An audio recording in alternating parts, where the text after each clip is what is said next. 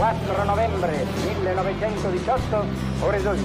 La gigantesca battaglia, ingaggiata il 24 dello scorso ottobre, ha determinato ieri lo sfacelo totale della fronte avversaria. I resti di quello che fu uno dei più potenti eserciti del mondo risalgono in disordine e senza speranza le valli che avevano difeso con orgogliosa sicurezza. La guerra contro l'Austria-Ungheria è vinta, è vinta, è vinta, è vinta, è vinta, è vinta.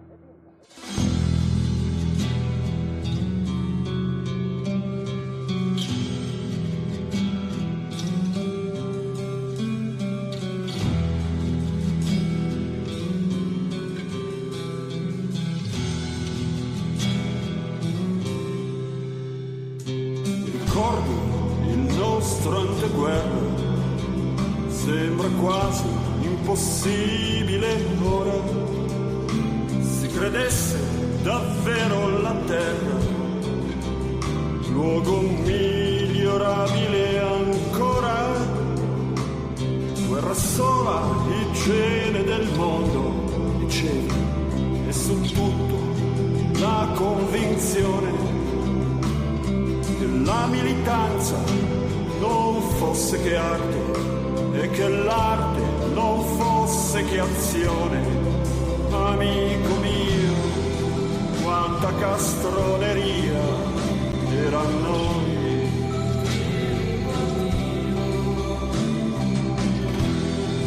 Che lungo addio, che la guerra fu per noi all'utopia.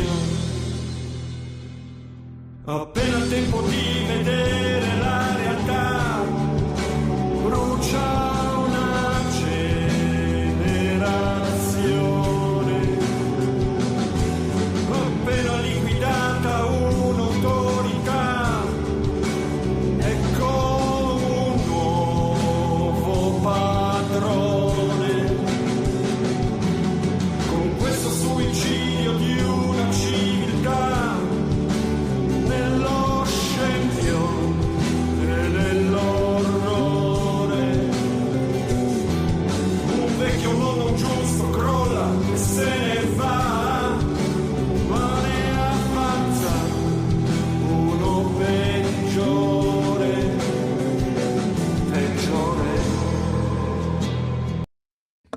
Good evening and welcome to the Black Ibis Social Club. I'm your host, Alexandru Constantine.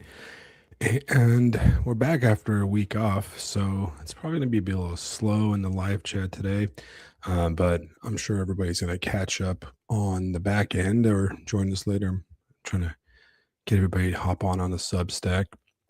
But tonight, we don't have Fisto, unfortunately. He's had some family issues to deal with, so he's going to probably join us next week, hopefully. He sends his love and regards, and he's calling you all retards if you guys don't pay attention. But we do have a guest, and I'm pretty excited. I've been looking forward to talking to one of our Substack friends, Mr. I'm going to mess up his name every single time. So Mr. Mushkelji. What's up, man? That's close. Thank you for having me on. I appreciate it. I've followed you for a while now, and I've read all your stuff, and I can never say your name. I know it's Arabic, but I'm just like, even though you're not an Arab, at least I don't think so. No, I'm not. It's one of those I picked the name when I had 2 subscribers, and now I'm like, maybe I should have picked something people can pronounce, but whatever. Yeah, it's always a tough one. If we would have picked up our initial screen names from when we were in AOL Instant Messenger back in the 90s. I mean, we'll talk about the 90s because I'm a elder millennial and you're a Zoomer, so that's going to be one of our main topics. But before we first of all, thank you for joining us, man. And before we start on our guest topics and that kind of stuff, I do have to kind of talk about the two topical issues that need to kind of be addressed and pushed out of the way. The first one is the obvious. I can't ignore it, that once again, we are at war with the Middle East. We're in the Middle East. Well, we're doing a special police action, special operation, I don't know what we're calling it, but have to kind of address it, for posterity's sake, for historical record. And just like I said on Substack, I don't really have an opinion because I am not, um, you know, I I am a combat veteran. I have my GWAT ribbon and my combat action ribbon and all that fun stuff. I was part of the surge. I did walk around, I didn't kick any doors down because most of the places only had like rugs instead of doors, but that's besides the point, right? Um, but I'm not a politics guy. I was a corpsman, which is a medic for you guys that don't know. I, did tourniquets and push fluids, and then I spent the rest of my career being a healthcare provider. So yeah, that's not something I like to get into. Like I'm just there for. But I do want to kind of like note on the kind of grotesque. Okay, while I'm not going to comment on it from a geopolitical standpoint, I'm going to comment on it from a Christian standpoint. And one thing I've noticed is kind of the grotesque, like video game like presentation of pictures and videos and stuff, and that kind of grosses me out. Okay, I fully support all troops, and I fully support us winning because I'm an American, but I don't support cheering for the death of people, and I find that grotesque. Okay, um, if you ever have to be on the ascending end of a round down range or anything like that, there's no doubt that there's a thrill to it, and then there's kind of uh, a sick kind of glee and enjoyment in the action, but it's also unseemly to be like openly raw cheering about it. You know what I mean? And that's why the military guys have like, VFW bars and that kind of stuff. That's where you do that sort of stuff. That's where you talk about your fights. You don't do it out in the public because it's unseemly for a warrior to brag. And to me, I don't like it. And I find the commodification of violence and the commodification of other people, whether you like the people on the other end of these bombing campaigns, whether on our side or their side or whatever, when you see a city blowing up, there's people dying there. Okay. And you don't know if they're good guys. You don't know if they're bad guys. You don't know if it's a little kid, on his way to school. You don't know if it's an old lady that couldn't get out of her apartment. And I I just, I find it grotesque. Okay. And if you want to call me a Christ cuck and all that stuff, well, that's fine. Okay. I have no problem with it because I've done my time. I've gone to my wars and I've been there, done that. And I'm not going to cheer any death and destruction anywhere because that's, like Christ said in the Beatitudes, blessed are the peacemakers. So that's all have to say about that for now. Okay. The other topic that I wanted to mention before we get into better conversation is that over, I believe, last week, one of my favorite writers, Dan Simmons, passed away. And Dan Simmons wrote, are you familiar with Dan Simmons, man? No, I got to look him up. Maybe I am, but is this the Hyperion guy? Yes. No, I don't Yes, really that's read him. much science fiction, so I don't. Yeah, I'm gonna be out of my depth a little. So I'm going to just kind of give a quick overview of Dan Simmons. Dan Simmons was the first writer I got into when I returned to like science fiction. In my my middle school, high school era, and college era really, I became a lit snob. That's kind of all I read. I was only reading like Dostoevsky, Tolstoy, Hemingway, Faulkner, and all that stuff. And I was deep into like just heavier literature, and I was kind of just kind of a tool for to be honest. That's where And I am right now. I mean, there's nothing I'm wrong like with that, right? on that part of your arc right now. Yeah. Yeah, there's nothing wrong with that. I was going into college studying art and reading thick books. I remember I was reading Pynchon's V at the coffee shop, the 2,000 word book, and it's just that's the dude I was, whatever. But much later, I kind of returned to reading science fiction and fantasy, And I mean, listen, guys, if you guys know me, I'm still a lit snob. Okay, I am absolutely still a lit snob. But when I returned to reading science fiction and fantasy, I wanted to find um, science fiction or genre fiction that was a little bit more elevated, that managed to blend the literary kind of elements that I enjoyed with science fiction. And I discovered Dan Simmons in specifically Hyperion, and that's probably it's a masterpiece of science fiction. It's up there with Dune, I think, for me. I actually put it up. I prefer it over Dune, and I know some people are going to argue with me about that one, but I prefer Hyperion over Dune because of its literary allusions. And for people that are not familiar with it, it is a science fiction novel. It's actually four novels, but the main it's called the Hyperion Cantos. But initially, it's a science fiction retelling of the Canterbury Tales, of Chaucer's Canterbury Tales, and it has these pilgrims traveling to this holy site. It just happens that the holy site is called the Time Tombs, and there's some kind of a giant AI robot thing made out of razor blades that kills you.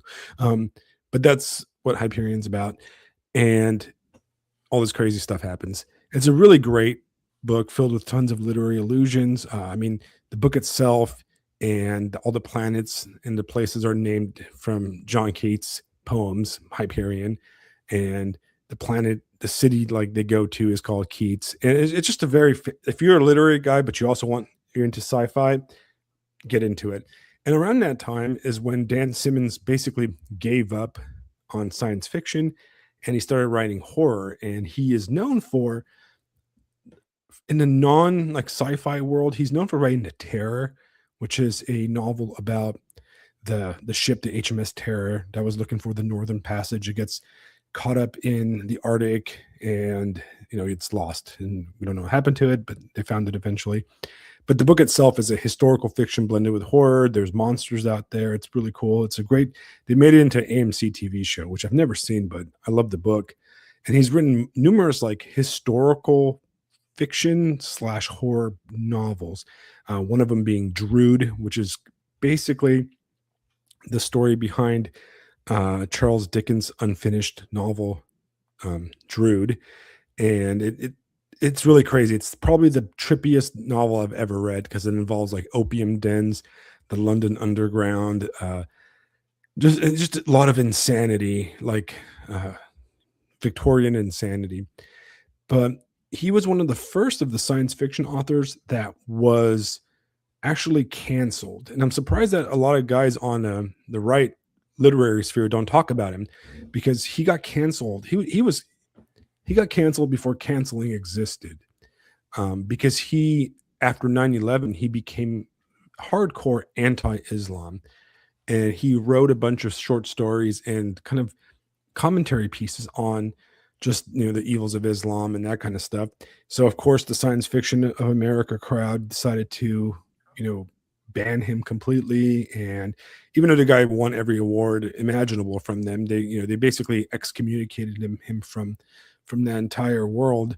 But he kept on writing and he kept on just doing this thing, but he was never invited to any conventions or anything after that. I had the pleasure of meeting him in San Diego back in the day. He was doing a book tour for his novel about Sherlock Holmes, and I went to I think it was called Mysterious Galaxy, the name of the bookstore in San Diego. And he was great. He was super nice. My wife and I met him, and there's a picture of me and him somewhere. I can't find it. And he would also chat with me online on Facebook. And he was just a really nice dude. And he was a fantastic writer. And I remember I asked him, he asked me, he's like, "Oh, so do you write?" And I said, yeah, I write. And he's like, "Well, what do you write?" And I'm like, "Well, I'm trying to get into writing science fiction and fantasy and stuff." And he's like, "Don't." That's what he said. He's like, my advice for science fiction and fantasy writers is don't. And I'm like, all right. And in a way, when he said that, I was kind of like, why do you say that? And this was before the science fiction and fantasy world went full globo homo retard, basically. And I'm like, oh, I see why, and it kind of that little sentence he told me kind of like shaped the way I look at writing, because I'm like, you know what? There's not much left to say in science fiction and fantasy, but if you write from a literary standpoint with science fiction and fantasy elements, I think that's good, right? So when I saw that he passed away, I was like, oh man, like it really hit me, because he was like, I've never been a fanboy of anything. I don't really care about movie stars or rock stars or anything like that. Um, Probably because I grew up in Southern California and I met a lot of these dudes and they're like mostly assholes, right? It's just that something about him and talking to him online over the years kind of like hit me, because he was such a cool dude. And I was really looking forward to his next novel, which now I don't think is ever going to come out, because I don't know if he finished it or not. And it was supposed to be a historical kind of horror sci-fi about the Manhattan Project, like Los Alamos and stuff. So he might have finished it. I don't know, but we'll see. But that's my intro, guys. Welcome to the Black Ibis. So tell us about yourself, man. Yeah. So yeah, I appreciate again you having me on. Yeah, long story short, about a year ago, I just kind of started writing on Substack. The job I had kind of fell off a bit with the amount of work, and I had the ability to do so. So, yeah, I guess to give as much background as I'm willing to give, live in Southern California, kind of military background, like cajillionth generation American. And yeah, I just kind of like writing everything. Really had some background in DC previously. So I do like writing a lot about politics, but also just like, I don't know, just kind of cultural observations. Like I sort of like being just, I don't know, going to a coffee shop and sort of staring at everybody. And I think I probably look mysterious. I probably look weird, but just kind of like taking that in and letting whatever thoughts happen and just start like kind of free consciousness or stream of consciousness, just writing. So yeah, I don't have like a crazy cool linear story to give about my Substack. I really just write what either is topical or what's kind of really just bothering me. So you're just a deep ex-military guy that hangs out in a Silver Lake right now. Just fucking. Yeah, they probably think I'm about to like shoot up the fucking store, but I think I look like a nerd in the back. Oh, I don't know. Dude, there's so many. The coffee shop, if you want to complain about something, dude, coffee shops in Southern California are fucking terrible, I think, now compared to the rest of the country, because everything's built for like Instagram. So like I will go and I'll just like read a book in the back and I will get the most venomous stares. Like when I come in reading a book and they'll like look at me like I have a disease. Whereas like on the East Coast or even like the South, other places, like people kind of go to read and do that stuff. It's like, if you're not meeting with friends or like there to take pictures, like they're pretty confused as to why you're there. Or if you don't have like headphones and a laptop, but. So, that's no, because this is what I want to talk about, because the topic of tonight's show is going to be Los Angeles, right? Or Southern California. No, I mean, I'm joking, but that's going to kind of be it. So you're not a native of Southern California. You didn't grow up in Southern California, right? No, I've lived here like 3-4 years. But yeah, before, literally never even been to California beforehand. Had some family, like distant family here, but never visited them. Okay, so I grew up in California, and to kind of give you a reference, I grew up in Long Beach, California, and I spent most of my time in Long Beach, Orange County, and Los Angeles. And Long Beach, for you guys that are not Southern California people, it's a city that survived Long Beach. Yeah. Well, so now that I live in South Carolina and I talk to people from out here, whether they're from here, from North Carolina and stuff, they just, especially if they've never been to the West Coast. And I have a few friends that still do the military thing, and they recently went out to California for the first time. And I was like, you're just not going to be prepared for it, man. You're just not going to be prepared for the idea that from like Ventura County all the way down to the Mexico border is like a cyberpunk super city that just doesn't stop. There's no open space at all on the coast, except until you go inland. And, so where I live right now in South Carolina in the Low Country, I think the population of the town is like 10,000 people or something like that, or I don't know, 20,000 maybe 20,000 in the entire county. Long Beach, California, which is like basically a suburb of Los Angeles, has over 500,000 people, right? I went to a high school where my graduating class was 2,000 people, and it was one of 6 high schools in Long Beach with the same population.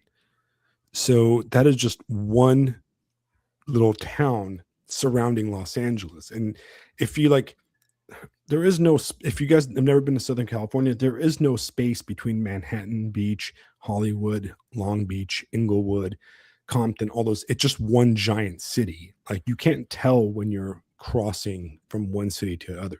Like the border is basically like a block. You know what I mean? Like you literally can cross the street and you're in West Hollywood. Yeah. It's like one giant suburb, which is what shocked me with it a bit too. And give people perspective too. Like Baltimore as a city on the East Coast, it's smaller than people think. Like I think it's like 400,000 or 500,000 people. If you take just in North County, San Diego, which people like aren't like you've never heard, most people aren't going to have heard of these towns like San Marcos, Vista, like Escondido, maybe I don't know, throw in like Carlsbad. Although that's the same population as Baltimore, and that's like yeah. Well, I didn't even include that because that's already like half the population of Baltimore just with one. Right. And like, yeah, so people don't realize it's just this one continuous suburb. And it's like good and bad. And in a lot of ways, it kind of makes it like a hellscape, especially when you get to Los Angeles. I really feel like it's a hellscape, there's too many people for how small like it is. Because you never feel like downtown San Diego's urban, but it's small. Downtown LA is a scary place that no one really even goes to. And like other than that, there's not really like an urban environment. Right. Right. And that's the other thing that people don't know. Like people that are used to East Coast cities, or Midwest cities, like even like, Chicago, for example. Chicago has a city center. Like you can go into downtown Chicago and there's a bunch of really tall buildings and a lot of restaurants, and there's the Miracle Mile or whatever it's called, or and it's urban, just like New York has Manhattan and all these areas. Los Angeles doesn't have a center. There's no place. It has multiple centers that are all completely disconnected and have completely different vibes. You've got like your West Hollywood, your Hollywood Center. You've got like your Studio City, Pasadena, all these different places that don't particularly have downtowns. They're just giant suburbs that are completely disconnected. And it is kind of a hellscape if you really think about it, especially when it catches on fire every fall. And then, the hills are on fire, the sky's red, and it's just covered in smoke, So, yeah, it's very interesting. But, one thing you mentioned to me when we were chatting before was that there's a lot of misconceptions of what California is, especially in our circles of kind of, more right-wing kind of dudes. You listen to stuff online and they're completely just don't understand California at all. And I think the only person that really understands California, are besides people that have been there, is people like Sudana. Sudana is a California fan. But yeah, it's very different. So like tell me about what do you think of Southern California compared to the right-wing image of it? Yeah, so I'm glad you're talking about this because this is something I like feel pretty strongly about too with it. Is that I'm somebody like from the South more so, lived in a bunch of places, but in my image, like I have my super Southern mom, like does not have a good opinion of it. Hope as a kid, like would say how they'd hope LA would, become an island from the earthquakes and separate. But I think California, I really only know Southern California very well, but it's both like better and worse than people think in different ways. For one, like it's not like, so on the East Coast, people are like very militant about their politics and it's very omnipresent, like at all times. California is like not, and it is like people aren't like going around protesting, saying that as much about that kind of stuff. The materialistic thing is true, but the biggest thing I notice culturally is like this real bifurcation of like social strata that it's like, this is the worst part, that like, it's potentially like what the America could become in a lot of ways, where there's, for many different reasons, like a middle class, like functionally doesn't exist. And that's where kind of being military is interesting with it because of the pay structure of it. You're like one of the few people that lives as if you're middle class in this in-between zone because they pay you based off the cost of living. Right. But you see people. So to give like housing prices, I think people generally know are insane. But you have this situation where you working a nice job. So like say, for example, San Diego, biotech industry is huge. You get a job. You could like afford some crazy apartment downtown, probably pay something like $6K a month even. But you'll never afford a house. Like a fucking, like you could probably tell people what, Oceanside Beach is like not nice. I like to go see real estate prices and I walk by and like a house on the beach right now is going 7.5 million. House in Temecula over $1 million. These are places that should be suburbs. So if you live in this middle class, work to get a job, you'll never afford a house. So most people have them come from money. So you have this ultra wealthy, very insulated coastal elite. And then you have a primarily Mexican, extreme low class with like a lot of financial insecurity, taking a lot of government assistance, but lives on the brink more so. And it's the majority. And it's really weird because on the low, like the policing and stuff definitely enforces it. Cause like you go downtown to some of these nicer beaches and stuff at night, there's nobody homeless there or anything like that. And there's a clear like divide that's like unspoken. It's not quite like a South Africa where it's like violent or anything in that sense. So I think that's one. That's like the big thing I've noticed is that. And then two, I guess I'm going on the negatives. Is like there's this tension that's like felt because Southern California has this way of like really atomizing you. Like the communities are like a lot of people have been transient historically, just especially with stuff like Hollywood, people moving in and out. Maybe it's just like my experience too a bit, but it just feels like the communities are really hollow. And I think that stems from there not being like much of a cultural identity outside of what was like surfing Hollywood and that kind of stuff. And I don't know, you just see people walk around kind of tense and on edge a lot and like not really a part of communities. But I guess like the white pill is people in their heads assume it's this most like super rainbow flag liberal place. And it's like really not. It's like not, yeah.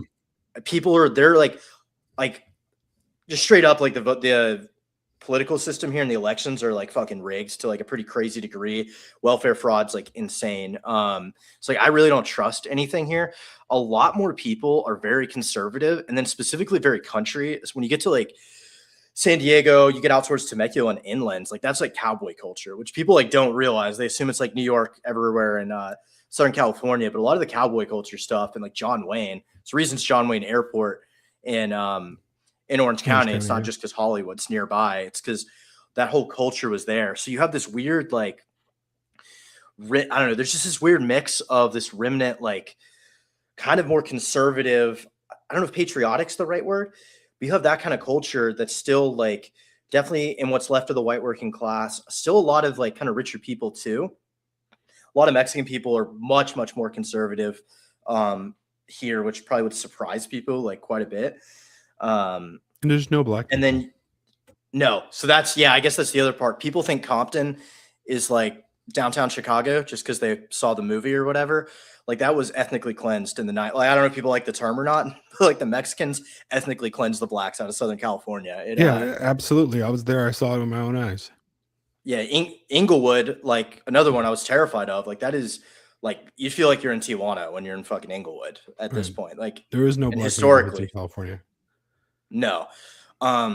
Which like changes it's not like the South or like the East Coast at all in that way. So it's probably the closest to that would be like Texas, but like it's having lived there, it's still a very, very different kind of like vibe.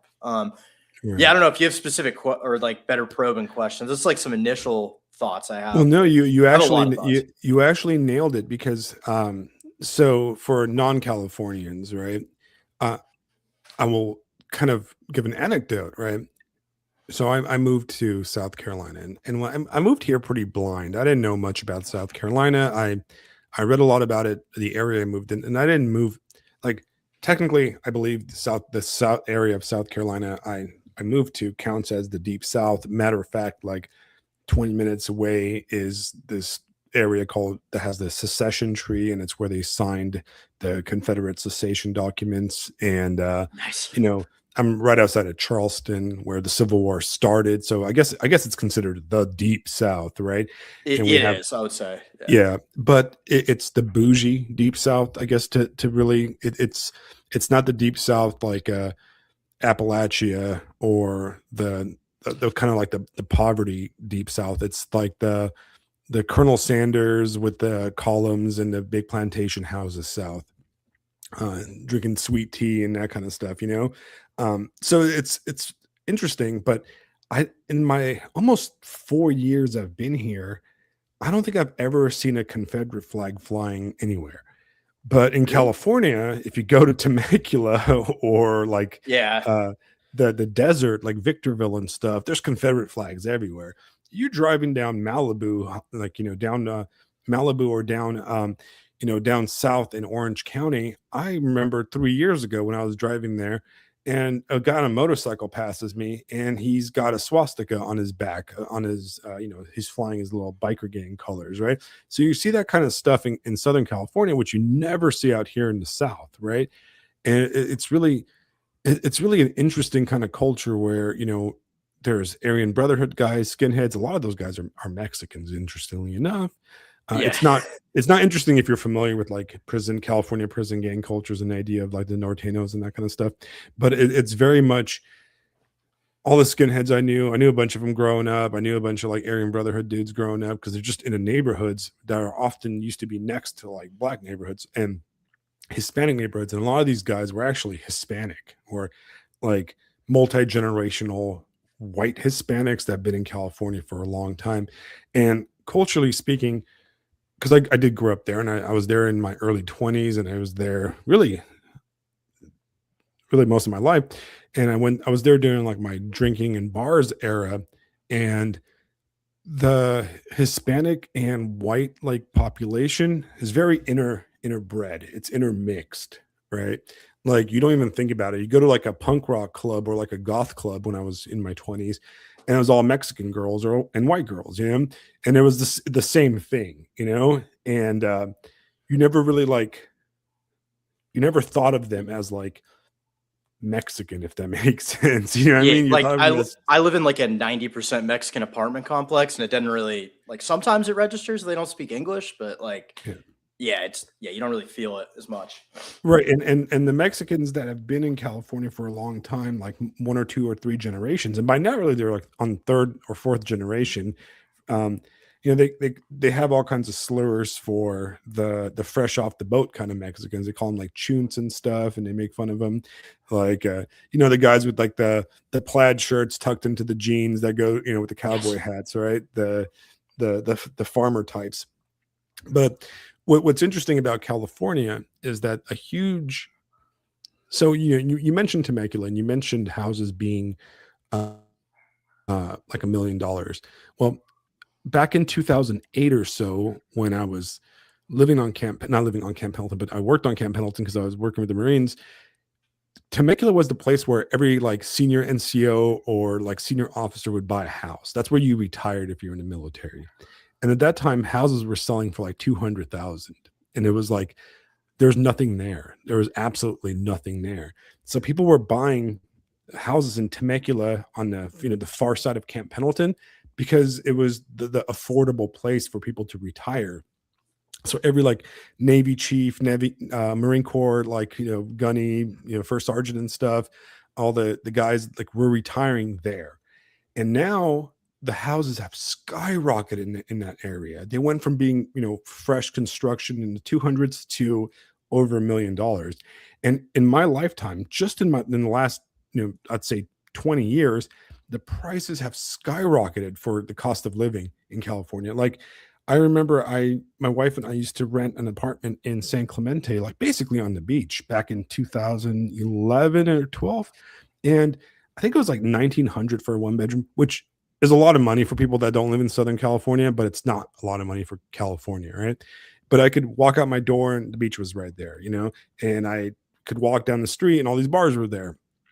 But now I looked it up. I looked at the same exact apartment and it's almost $3,000 a month. and I think it was like 600 square feet with like no washer and dryer and no air conditioning, you know?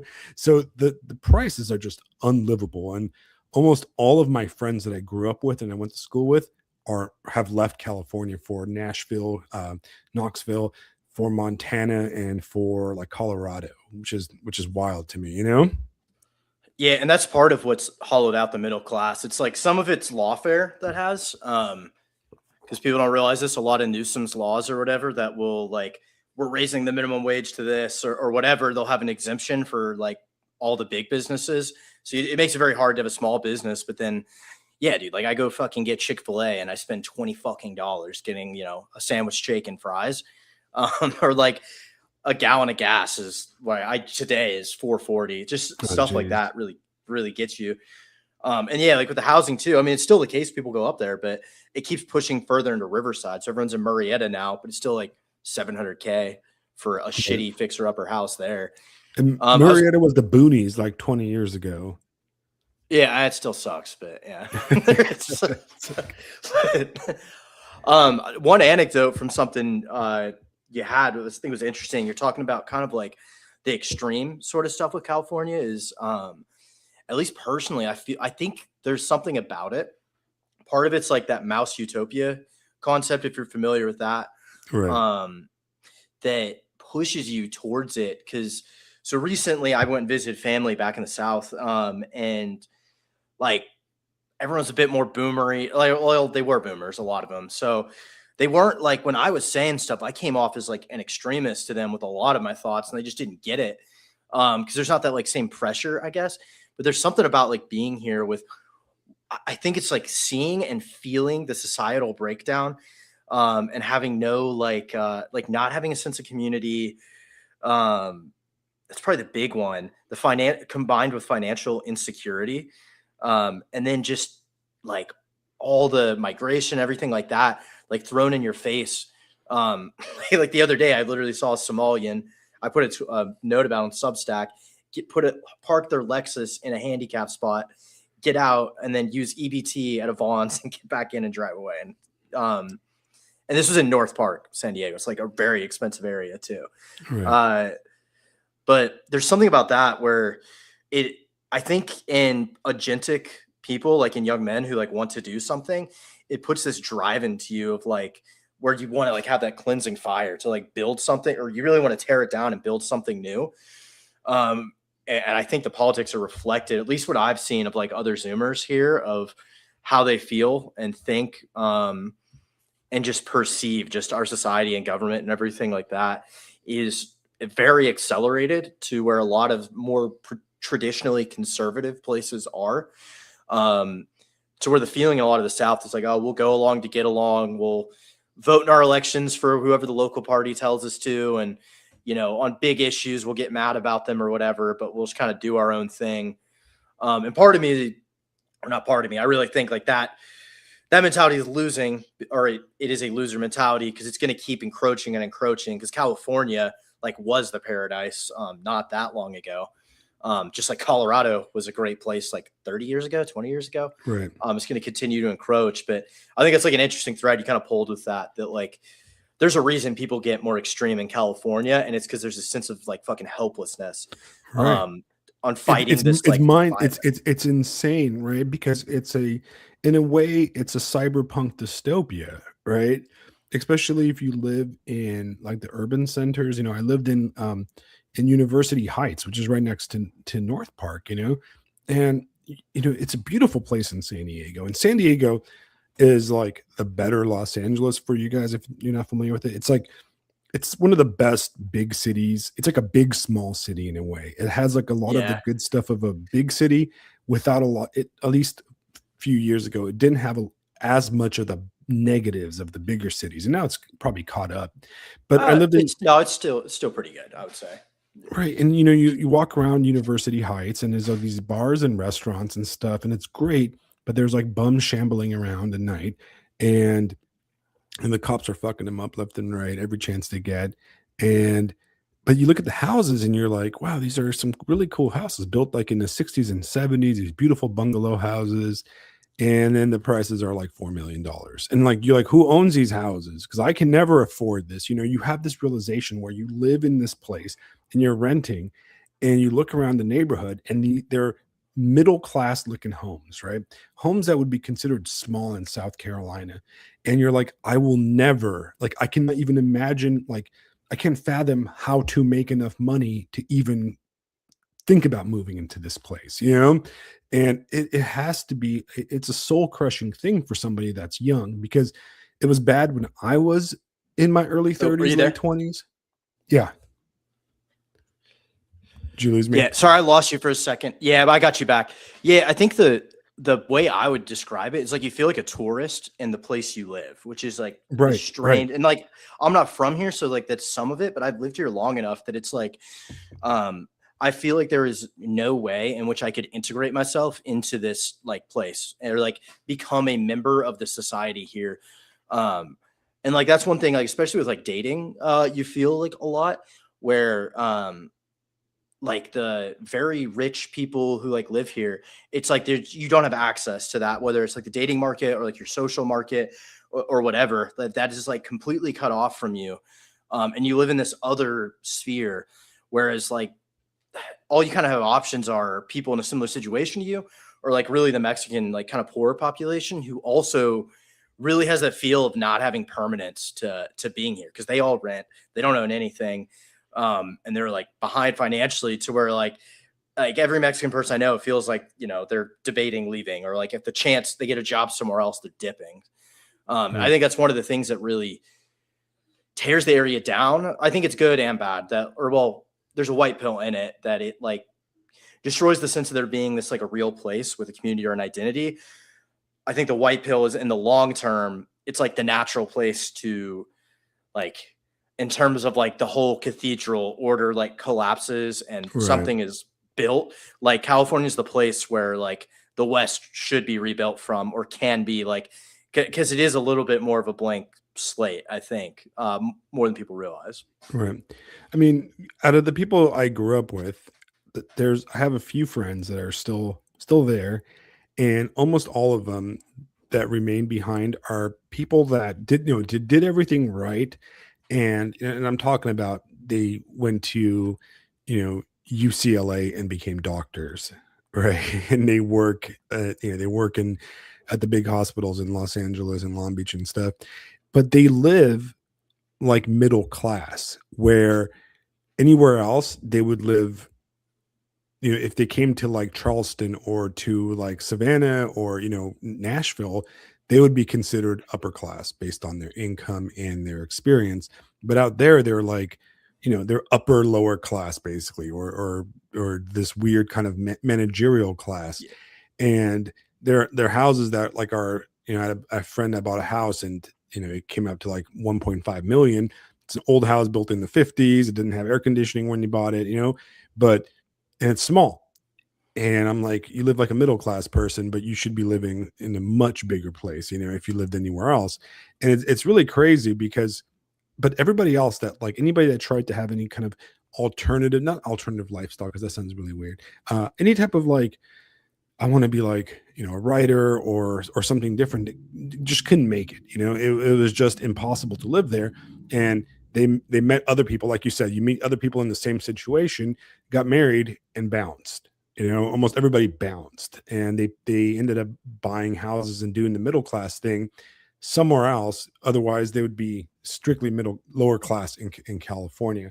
And it's really interesting that it's a complete and total hollowing out of him. It just doesn't exist anymore. The people that are middle class in California are like remnants of the Okies that moved there in the GI Bill 50s, right? Because a lot of people holding on to that property. Right. A lot of people don't know that the majority of people in California, they can actually trace back their ancestry, their lineage to like Oklahoma, Arkansas, and that kind of stuff. And a lot of the guys in, like, if you go down to Long Beach, San Pedro, Palo Verde, and all those places, the majority of those people were post-World War II GI Bill people. They were in the Navy or the Marine Corps or the Army Air Force or whatever in World War II. They finished their World War II was over, and they were given, the GI Bill. And part of the GI Bill was a bunch of VA loans and a bunch of housing.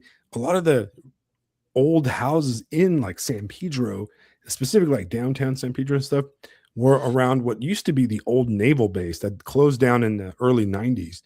And a lot of those houses were converted base housing. It used to be GI housing for World War II guys, and it got rebuilt, kind of like reconverted into tract homes and stuff. And a lot of people don't know this, but San Diego, the big naval weapons station down there, and the big naval station wasn't really the main, like, first, like, was it 7th Fleet or whatever, 2nd Fleet or whatever, 3rd Fleet. That wasn't the main fleet base. It was actually in Long Beach, right south of Los Angeles, under the Vincent Thomas Bridge is where the big naval base was. And during the end of George Bush the first's term and early Clinton, they shut down that base completely, and the Navy left there and moved down to San Diego. And a lot of the original industry in the South Los Angeles area was like McDonnell Douglas and Lockheed Martin building bombers and jets and stuff for, I mean, the JPL lab is still there. And it was Skunk very, Works. Yeah, it was very, very military like themed area. A lot of the PSYOP stuff around Hollywood and stuff in the hills, like in the canyons. But so a lot of the early people that lived in that area were, Okies that came during World War II to work in the factories, to work in the munitions factories and the plane factories, and then GIs that went to college on the GI Bill and then stayed in California because they didn't want to go back to like Arkansas or wherever they came from originally, or the Midwest. So that's kind of like the stock of 20th century Californians. And a lot of those guys, they still have grandparents and stuff that own these houses that, they bought for like, 20 grand in the 50s or, the mid 60s, and now are worth like $2-3 million. And if they can still pay the taxes on them, those are huge houses. But what started happening in the 2000s is the grandchildren of these people, as their grandparents started passing away, would inherit these houses and sold them to developers and stuff, took the big chunk of money they made and moved out to like Nashville, to Portland, to all these places that were a lot cheaper, and they could buy much better houses, and specifically like in Austin and that kind of stuff. So that's kind of a very typical kind of California story of the people that were there. So you have a lot of like kind of the left behind crowd. And you've seen these houses all over. I'm talking about those bungalow kind of homes that are everywhere in Los Angeles. Yeah, and you see just in general, like a lot, like I think Laguna Beach has some that are like, I don't think they're military, but like they're these like rundown houses that people like literally take loans on. They own it fully. They take a loan just to pay the taxes. And basically the idea is you wait as long as possible till you can't make the payment and you sell it. I think like a empty lot of land right now in Laguna Beach just went for like 15 million or something. So it's not, your house didn't even matter. You just survive as long as you can to sell the land and then go be an elite somewhere else. Cause I think that's the big thing. And maybe you have a better perspective of this as to who even makes up like that true elite in California. Cause I don't know if you're familiar with like Peter Turchin and like Clio Dynamics and kind of like elite competition. Vaguely. Remind us, like the idea, listeners. Yeah. So he has a few theories. He really talks about like the factors that cause civil wars throughout history. But one of the critical things he says that occurs is you get this concept called elite overproduction, where you have too many, like a bunch of people who go get qualified, do the right things or whatever, and sort of do the expected things that should make you an elite of that society. So whether like, doesn't necessarily need to mean you're like a politician, but maybe you're like a diplomat or a major official or like a big person in a business. And then what generally occurs is they like take sides. This is kind of just getting more into his theory. It's not as relevant, but that somebody galvanizes the different kind of factions of them and says, we're going to take our side and we're going to take all the spots from you because there's too many people who lost out on being an elite. And they usually divide more into a conservative, liberal camp, academic, military, all the business. They kind of divide out, and you see it in France. I think the best example is Hong Zhuquang and the Taiping Rebellion, where he literally was a guy who took all those Confucian tests and like couldn't get a spot, even though he did everything right and studied his whole life. And he found a bunch of other people who are like, yeah, fuck this. Like we've dedicated our whole lives to this, and I'm about to be a rice farmer, even though I studied my whole life. So my question for you is more, clearly that concept, like that's going on a lot in California, and there is the pressure release valve for that of everyone just goes to other parts of the country. But someone who lives here, it just seems like there is like, unless you're Palmer Lucky and fucking invent stuff to make Anduril, like I don't know how you make, or like, unless you're in North Cal, you know, and you have the best tech idea, and like I think those are kind of over at this point. People are just scamming seed investing at this point. But I don't know what the path to be an elite is, because it feels very third world in that there is no path or way to do it. As someone from where I lived, you saw people kind of rise up or make a business or do whatever. And maybe that's just a symptom of like kind of negative growth or cultural decay. But yeah, what people really make up those ones who like are the politicians and the big business leaders and all that?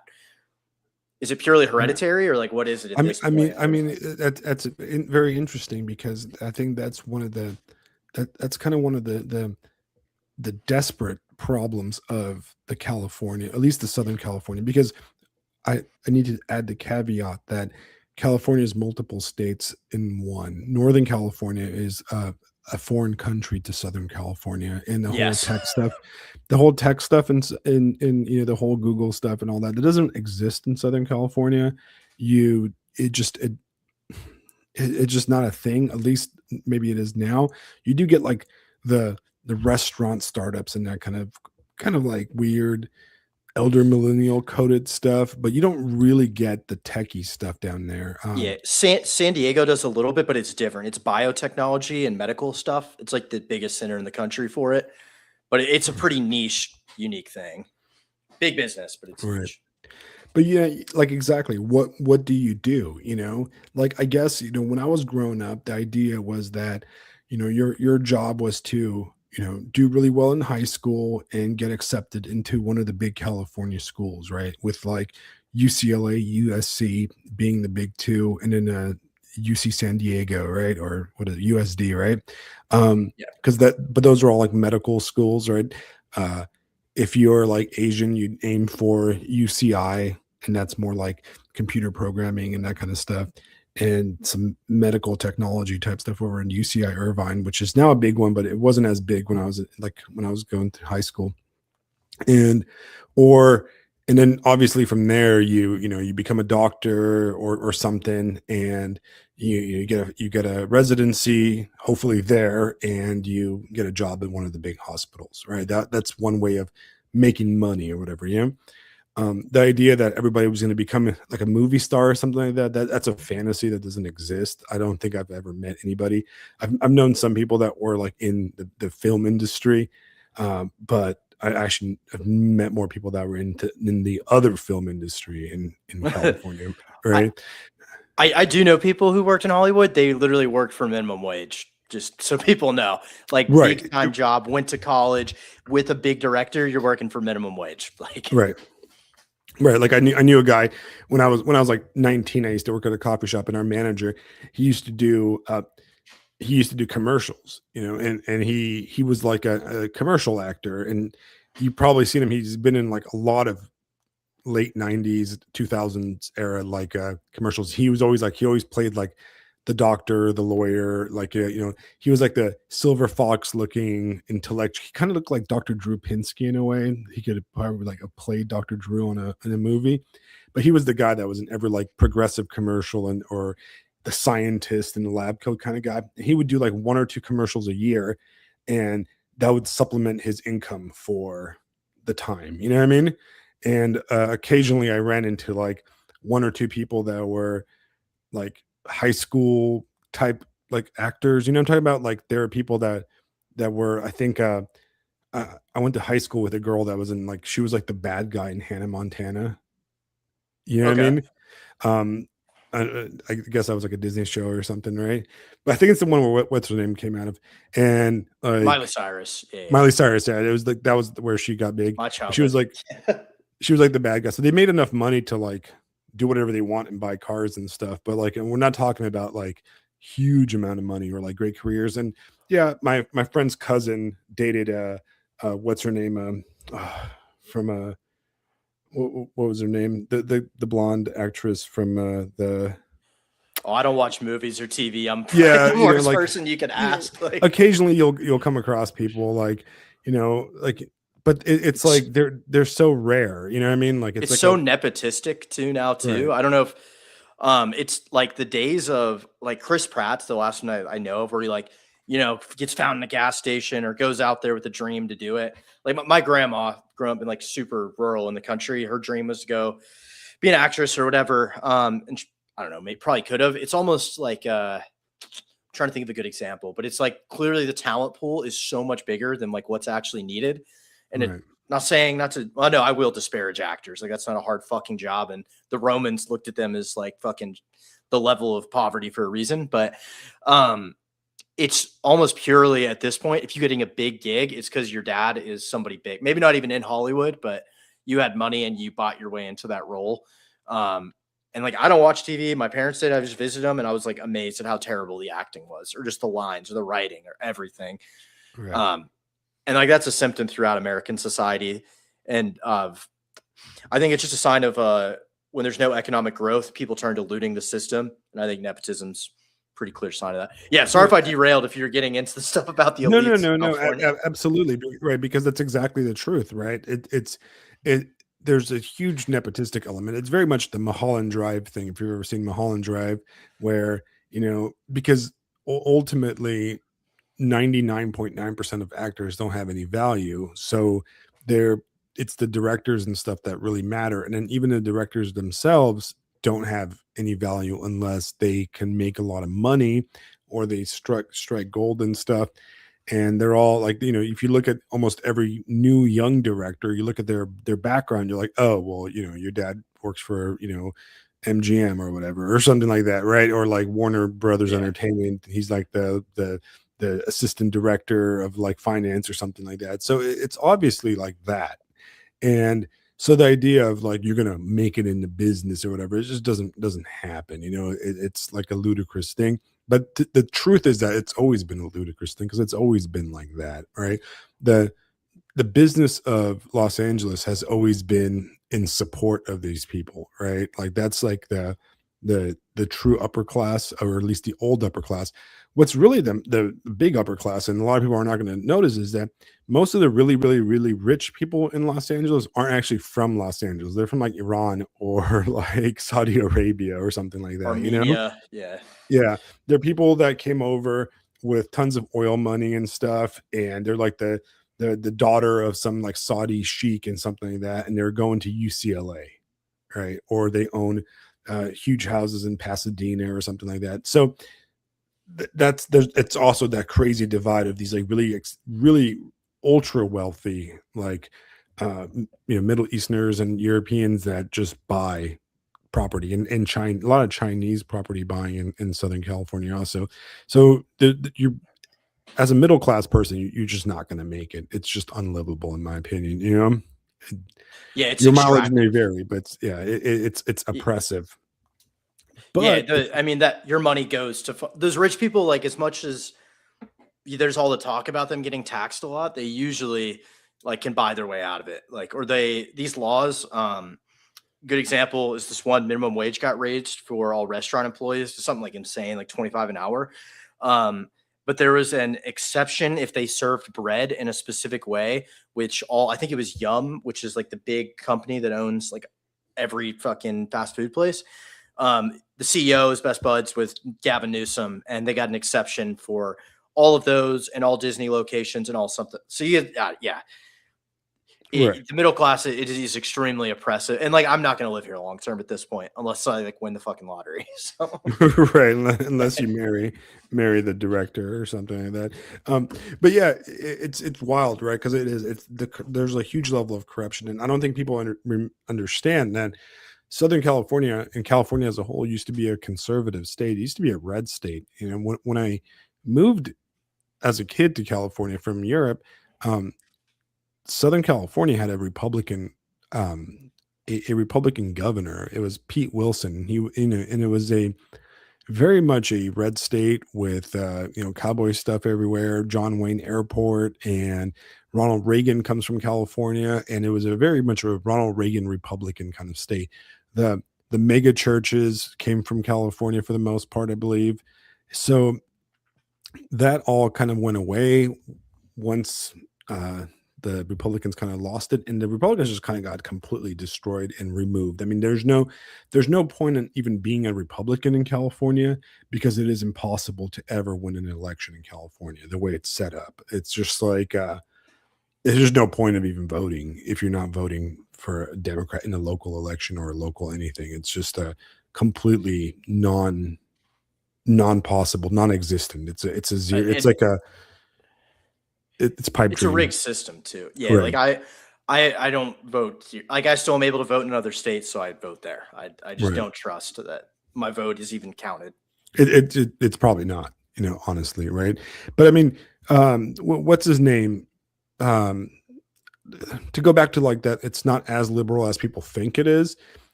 Very interesting points. One, we had Arnold Schwarzenegger win on a Republican ticket as the governor. And before the Obergefell Supreme Court decision, there was Prop 8. And for you guys not familiar with, California has a proposition system that started in my lifetime, where basically you can just put propositions up for votes. Like give money to the fire department, do not give money to the fire department, or stuff like that, right? And people just vote on those, and the government has to at least pay lip service to making that happen. And Proposition 8 was, I believe it was defining marriage between a man and a woman. And it was basically an anti-gay marriage proposition. And it passed overwhelmingly in California in the year 2011, right? So we are talking about Barack Obama was the president, and an anti-gay marriage proposition passed in Southern California, in all of California. So and that was really the impetus for Obergefell too. I think that was the wake up of like, we can't do this through legislature or through elections. Right. And Obergefell overruled it and got rid of it. Well, but no, so it wasn't. It was a local judge in California, or a district court judge can't block the proposition. A single judge, just like what's happening now. People, just as an aside, that this is not what's happening right now. It's not the first time. The whole state's voting got canceled because one judge just signed no, and that ended it. Right, I remember it was contested right away, and it got removed, and then eventually went up to Obergefell, and Obergefell removed the possibility of any propositions in other states or in other places. So yeah, like, it's not that California is a super liberal paradise. It's that it's completely locked down politically, and it's impossible to do anything if you have anything that's against the current kind of global neoliberal kind of regime, right? It's where it's one of its bases is. Now, what I lost my train of thought there for a second. What was I going to say? So to go back to what you said a little bit earlier, how when you go back home to the South or wherever, the people tend to be, they kind of misunderstand California, but they also misunderstand the waves of change that are coming over their own communities. This is something that living here in like South Carolina drives me absolutely fucking nuts, right? Because I saw California completely fall apart and degenerate into what it is today. And I moved down here to South Carolina, and so many of the people that are conservative down here are so absolutely fucking retarded. Okay. And what I mean by that is that they have such a 1994 mindset, and they just don't see that they're making the same mistakes that I saw happen in California like 30 years later. And I'm just like, you guys are insane. Stop. You're holding on to, and like a good example, which is my homeowners association. All right. So there's you still there, man? Yeah, I am. I can hear you. Okay. So I have a home, my house is in a homeowners association, and there's been like our area is growing, like it's quadrupling every few years, right? It's just massive growth. And with massive growth, the majority of people are coming in from other states. We also have, when I moved here 3 years ago, I never saw a Hispanic person. and now they're everywhere, right? Everybody's Hispanic, right? I used to see like young black teens working at fast food restaurants. That is completely gone. You don't see that anymore where I live, right? And it was something that stood out to me because when I moved to from Southern California, I remember the first time I walked into I think I walked into like a sandwich shop. It was what's that, Firehouse Subs or whatever. And I walked in, and everybody that was working there was like a teenage black girl, and I was like, "What?" It struck me as like, "Well, that's weird," right? And I didn't mean it in a racist way. What I meant it was like, you never see any young black girls or young white girls working in fast food in Southern California, right? What do you see in Southern California, my dude? Mexicans. Mexicans or maybe like Indians a lot too. You now see Indians, Pakistanis, but and I had never the opposite teenagers. reaction. Never teenagers. Yeah, right? I had the opposite reaction. I guess just to say where I was going. So like my experience is like deep in the country in Texas. And when I went back, like I was shocked because like a delivery driver was like just a normal white dude in his 30s, and like the guy working at HEB were all like normal ages, like white people, and I was like, what the fuck? And my mind was like, oh my god, did the economy bottom out? And it's like, no, that's just who lives here. Like right. But that's how I felt too. Like when you go into a store down here and it's like white people or black people working, I'm like, what? Because if you live in Southern California, no white or black people work in any of these places. Okay. You don't see anybody that's not like a Hispanic or like an Asian person that's working like at an Asian restaurant, and even those are now Hispanics. Right. And it was shocking moving to the South from California. And, and now after, 3.5 years, it's all Hispanics down here again. It's Californicated, right? It's a different kind of Hispanics. It's usually not Mexicans down here. It's more like Guatemalans and Hondurans and stuff. But we're back to that Californication, right?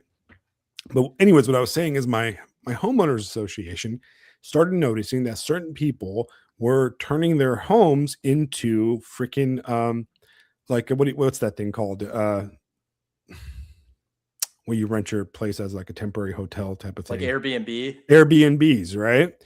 And some of them were like longer term rentals, but like still short term, like midterm rentals. And the homeowners association was like, absolutely not. We don't want that. We don't want this community falling apart and that kind of stuff. And, I was like, dude, absolutely not. I do not want this in my neighborhood. I do not want this in this area. I don't want this place to be like to turn into California, basically, because that's how you get California, my dude. You know what I mean? Right? Yeah, exactly. When home ownership becomes at that point. Yeah. Right, about rental, it destroys the economy. Even if you're getting like rich people coming in, you're basically trading your community for profit, basically. And I was all about it, And of course, in my homeowners association, who was against these rules? The conservatives, right? Because they were like 90s libertarian type conservatives. And like, free market. Yeah. How dare you tell me how to deal with my house or what to do with my house? How dare you, And I'm like, you fucking retards, man. You're going to ruin this neighborhood. You're going to ruin this area, And I'm going to take one quick 5-minute break real fast, guys. I have to go say goodnight to my daughter real fast. Okay. Give me a quick second. Okay. Yeah, I can talk if you want me to. Go for it. Yeah, you can talk, man. Okay. Yeah. So I think for people listening, like that's the critical difference, or like the when you look at like the boomer mentality compared to the Zoomer millennial, I think a lot of it comes from, especially Zoomers, I can speak to. You can probably speak more to the millennials, but it's thinking about like the broad I would say all the way to civilizational effects, or at least cultural effects of policy of the areas you live in. I think things like home ownership, to me, I'm willing to say like, hey, home ownership shouldn't necessarily be an asset class and shouldn't be thought of it in that way. Whereas the boomer, I think one of the things with California specifically that really ruined this mindset or got into their kind of extractive mindset was like, oh, I made like $1 million off my house in California.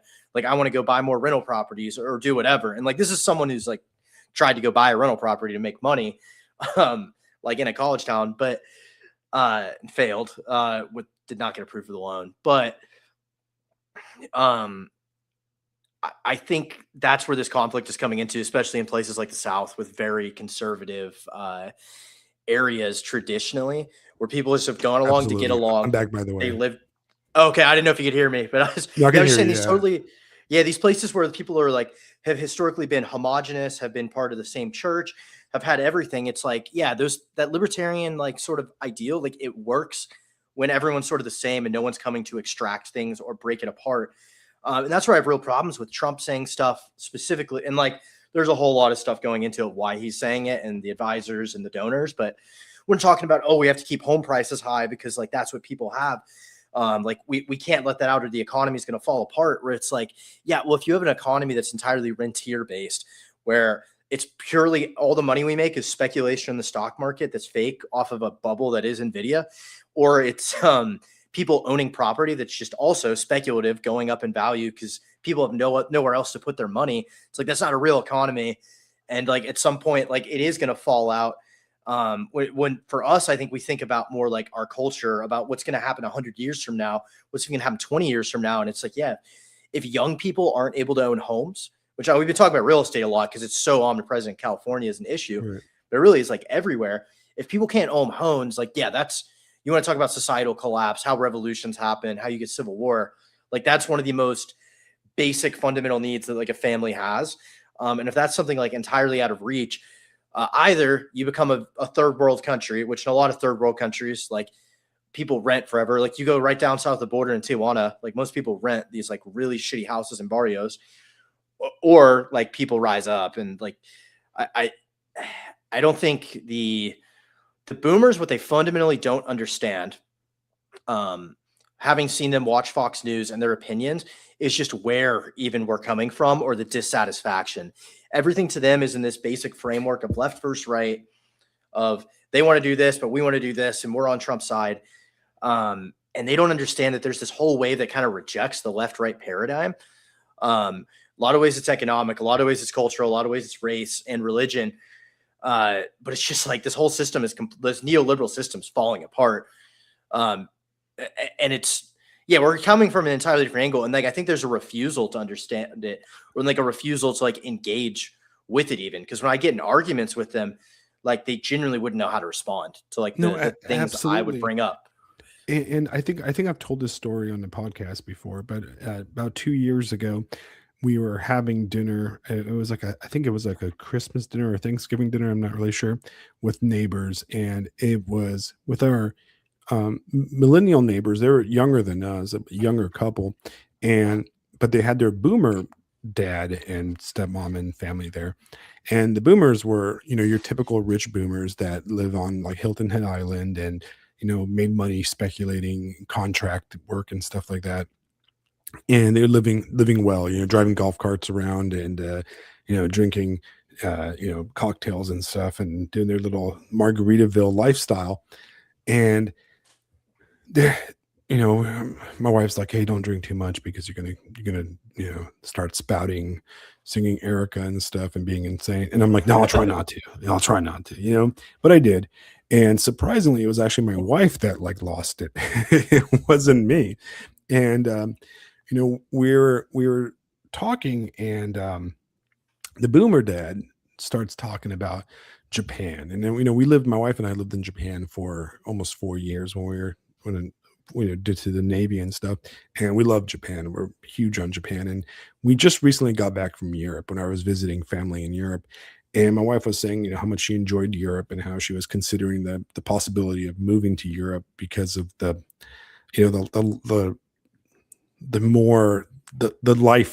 life benefits of Europe, right?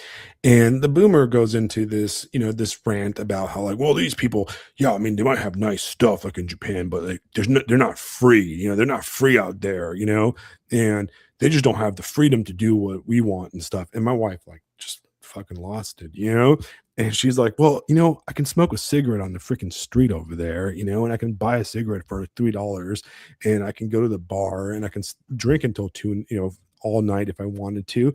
And I'm not going to get stabbed if I go to the park, and, all this stuff. Right. And I don't have to worry about, getting murdered or raped on the street. And all this kind of stuff. And she goes like, and like my food's not poisoned, and like, you know, I'm not drinking, I'm not eating slop, and vegetables actually have flavor, and all, you know, all these kind of things, you know.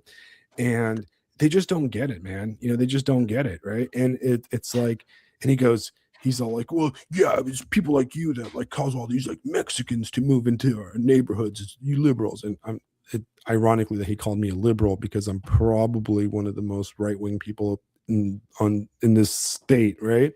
And I pointed out to him, I go, I don't want to be a dick here, and this is like 2 bottles of wine, and I go, you know, your daughter and her husband are in their 30s and have 0 kids, but those Mexicans living across the street have 5. So it's their country now, my dude. You know what I mean? Like, I'm sorry to say that, right? I've got kids, they have kids, you don't have grandkids. So it's game over for you guys in like 20 years. It's our country now. You know what I mean? And what he, I was just saying that guy fails to realize that, like, I think they come up with all these reasons people don't have kids, and like the whole fertility crisis is a thing. But the primary thing is like, you have not created the conditions that like they are not living a better life than you. And like, that is both like America and China are like 2 societies that have built everything off of the idea and the mythology that your kids will live a better life than you. And then when that doesn't, people delay having kids. And yeah, like if they had a nice house, or like they trusted they were going to inherit their shit actually, or like that he was financing stuff, or like they had a church that would help them with their kids, like maybe they would have 5 kids. I don't know. Right. And that's the thing. People say, oh, money, you know, you need more money, you need more stuff to have kids. Or you need more, you know, more laws that protect you and that kind of stuff. I think that the key really is you need community, and everything in our society is built to destroy community. And that's that's really where the problem is, because you know, I go to a very tight-knit church, and we've had a bunch of births recently, right? Brand new kids. And most of the people that just had kids are, I'm guessing, like your age, right? Like late 20s.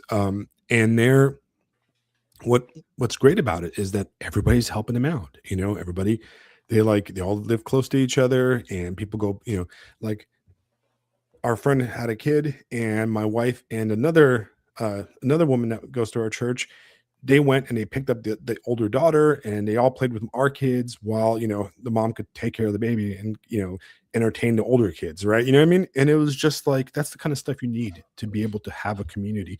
And that's what you need to be able to have kids, because it's not money. It doesn't matter how much money you have. It has to do with, do I have a community to raise these kids, right? Because even with money, you're just pawning them off on help. And that's not a proper way to build a family or a community, you know? So they don't get that kind of concept, you know? Well, and I think so I think Elon, when he like tweets about this, there's a lot of like willful ignorance of when you really want to address the real reasons for like declining birth rate, you have to actually ask a lot of hard questions. And we're a society that likes graphs and very quantitative answers. So like they look to that.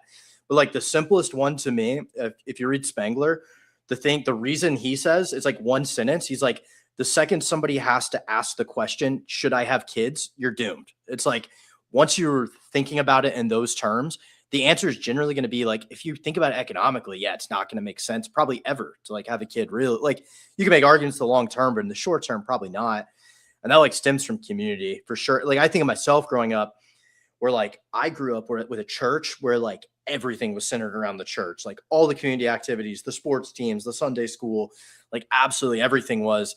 And I wrote a whole article about it and other stuff. It got completely destroyed. But like I grew up there were a ton of kids like around, and there was a huge support network. And like my parents would let me go, like I could go run off in the woods and do whatever. Or like my friends' parents would take me for the day. Or like I grew up in almost like 1970, but like in the 2000s, it's kind of weird. But and it got, you know, I feel like I'm now in like 2040 in Southern California. So. No, it's true. And it's true. And, you know, we have this here in South Carolina, though, you know, like my daughter's school is like a 5-minute walk from here. And as soon as morning comes, all the kids leave the houses and they all walk together. And on the way home, all the parents walk to the school and pick up their kids and walk with like a pack of kids, you know, some of them, and you'll have one mom pick up 5 kids and drop them off their houses. So, you know, like not all the parents have to go. And it's a wonderful thing. And you have that in some places, but it's very important to realize that it's a very it's a frail thing. So if you have it, you need to protect it. You need to protect it through proper, proper voting, proper, city kind of planning, and like avoiding the pitfalls of places like California. Anyways, this leads me into our the final topic I want to talk about, right? Which is, if you listen to the podcast, Fisto and I, I'm sorry, guys, Fisto's not here, so you have to entertain you. We talk a lot about humor now. Yeah, I mean, hey, I try to be funny, okay? But, no, I know you are. I'm saying I'm funny. I think Fisto and I often talk, because Fisto is actually older than me, not by a lot though, but we're both strictly elder millennials. I was born in '83, so I think that counts as an elder millennial. I grew up in the '90s in California. Interesting, I'm kind of a weird case because I didn't grow up in the '80s, because I lived in the Soviet Republic of Romania in the '80s, and I moved to the US when I was 7 in 1991. So I didn't really get the '80s America, but I did get the '90s America. So I'm a '90s kid, and I, came of age, graduated right after 9/11, went to college right after 9/11. So I grew up in the '90s into 2000s, and then Fisto, I think, is like maybe 1 or 2 years older than me. So we're elder millennials. Unlike a lot of people that make that comment on the kind of like intergenerational issues and conflicts and stuff, I spend most of my time with the younger people due to my work and due to my, really my long time spent in the military. Because if you spend a lot of time in the military, the majority, the older you get, the younger the people get. That as soon as you start getting promoted, it's like a funnel, right? Like there's less people on top and a lot more people on bottom. So you end up spending a lot of time with much younger people. Not only that, but I didn't join the military until I was 25. I went to college first, and I didn't do a lot. Like I kind of like wasn't sure what I was going to do. And I, worked in tech. I worked all over the place. And then I joined during the housing market crash. So my era of military, like during like the surge to Afghanistan, tended to be an older military. And once we kind of got past our initial like combat kind of era, a lot of those guys got out. So most of the people that were around me were young. So even as a few years ago, most of my friends were in their 20s. And I always got along with a lot of younger people. So even now, my wife and I spend most of our time with people in their late 20s.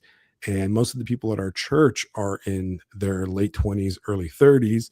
So I'm kind of like the older guy that hangs out with younger people in a way, even though I'm married and have a kid, right? So I'm pretty familiar with how younger people are and their challenges and stuff. But ultimately, I still am a millennial, and I don't have a huge experience with Zoomers, at least from the mindset. You are a Zoomer, right? And yes, I'm very much interested because I'm sure you've listened to, this podcast. You probably listened to Dave Green and all the commentary on what Zoomers should be doing, the dating problems, which I hear about every day at work and stuff from my Zoomer friends, the issues of dating. But what is your guys' challenge? What is the defining issue with your generation right now? I think it's being in a completely collapsed society where you're atomized is the biggest thing. Whereas historically, like there's kind of always been a path of what sort of like works in America. You like basically it's go to college, marry a girl, have kids, have a decent job, kind of build, and then work your way up the cursus honorum of whatever industry you kind of go in, and then retire hopefully in your 60s, 70s. And you have a bunch of grandkids. Like there's kind of been a clear path, and this mostly worked. At least in my family, I can like see like that progression that like everyone's sort of done better, or at least like stayed the same. And then for me, I don't know that I'm downwardly mobile, but most people are my age. It's like I have to put a tremendous effort to maintain the standard of living that I grew up in. And with a lot going for me that probably a lot didn't have as much. I think that's one. That's like the other thing. And then it's that atomization where there's no community. Everyone's on their own. You have demographic replacement in the country that's really destroyed everything. And then like I went to high school and college being like demonized for being white, like openly to my face. And then to get good grades, like openly having to like basically like agree with it. So yeah, I think it's just this dual problem of economic issues of not being able to get ahead, and then just the destruction of the culture and of community and of any sense. And you end up as this individual person who has nothing to default to in terms of a strong moral compass or a guide. Whereas like to borrow from, I guess, the Jews about most people being cattle, like it's kind of true, or most people really do just need like to kind of get told what to think and what to do. They're just like, that doesn't really exist at this point, or it's so hypocritical and so fake that like even the dumbest person knows that like what they're being told is a lie. There isn't just this clear path of like, you do this, you end up okay. And that manifests in so many different ways. And there's so many, there's just a plethora like of issues, specifically gender relations. There's like a lot I guess I could get into, but yeah, I think everyone gets atomized and pulled in all these different ways with no clear answer. And you just kind of like fumble forward trying to do the best you can, and just have this extreme dissatisfaction. Like I think people think it's hyperbole when they're like, no, the Zoomers are pretty okay with democracy ending and like just a new system. I think people think that's like extreme. It's like, no, like, cause I also work with younger people who haven't been military, like younger than me, like 18, 19-year-olds. And it's like, you'd be, the boomers would be terrified to know what they think. Oh yeah. Oh yeah. I was having a conversation. I was having a conversation with a friend of mine who is an elder Gen X, and he lives outside the country and is a very, very intelligent, intellectual guy. And I was telling him, he asked me like, oh, what did people think about, sorry, there's a Hellcat or something. Oh, you're good. It's not that loud. Yeah. He asked me like, what did people think, of the last few days, the whole Iran thing. And I was like, bro, you don't even know the kind of stuff these kids are talking about. It is nothing like it was in 2001. Like, well, yeah, I got into big arguments with some Substack posts about that with boomers posting, where I was like, and I had to make that long post where I'm like, no, like they're like, oh, the patriots in the military thing. I'm like, that is not what people think right now. And like my parents, when I went home, they're like, oh, is everyone fired up? And like, I'll be honest, like being infantry or that, like, yeah, we want to, and like we haven't had a war, so we're all hyped up. Have been like, oh yeah, we definitely want to go fight somebody. And they're like, oh, are you guys hyped up? It's like, no. Like not one person wants to fucking go to Iran. Zero. The first military dude, like the day it happened, the first dude I was talking to, they were making jokes on their group chats, and they were showing like what's it called? Like the big joke right now. You see all the young Marine guys that just graduated boot camp around here, and they don't have the ribbons we used to get when we went through. Oh yeah, they got nothing. Yeah. They get nothing, right? They don't get the no ketchup stain. Yeah. Yeah, the ketchup one. What's it called? Oh man, the National Defense ribbon. National Defense, right? And the big joke they were sharing around was that that you get, now they're going to get the National Defense with the Star of David on it, and that's the kind of jokes that these guys are talking about, because like half the guys that work everywhere around here are like ex-military dudes, and there's no like, it's like I said, remember I was in high school right out of high school when the GWAT started, right? And that level of patriotism in California was pretty off the chain, basically, right? It was hardcore. There's American flags everywhere, and a bunch of guys from Southern California joined the military.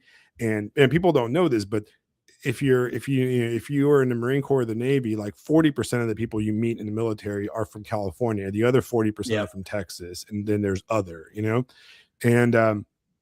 it just, none of that is there's no excitement of it. There was a lot of excitement around this area about the whole Venezuela thing. It was kind of cool. People were talking about it at like restaurants and bars and stuff, but this one is like nobody, it's very like muted, and it's very like negative, very, very, a lot of jokes that are very negative. You're not getting any level of enthusiasm, and I was trying to tell my friend that it doesn't live at, he's older and he doesn't live in the US, and I was like, yeah, man, it's not, there isn't any excitement. That's whole online rah stuff. That's elder millennials or Gen Xers, man. It is not in the Zoomer crowd at all, you know?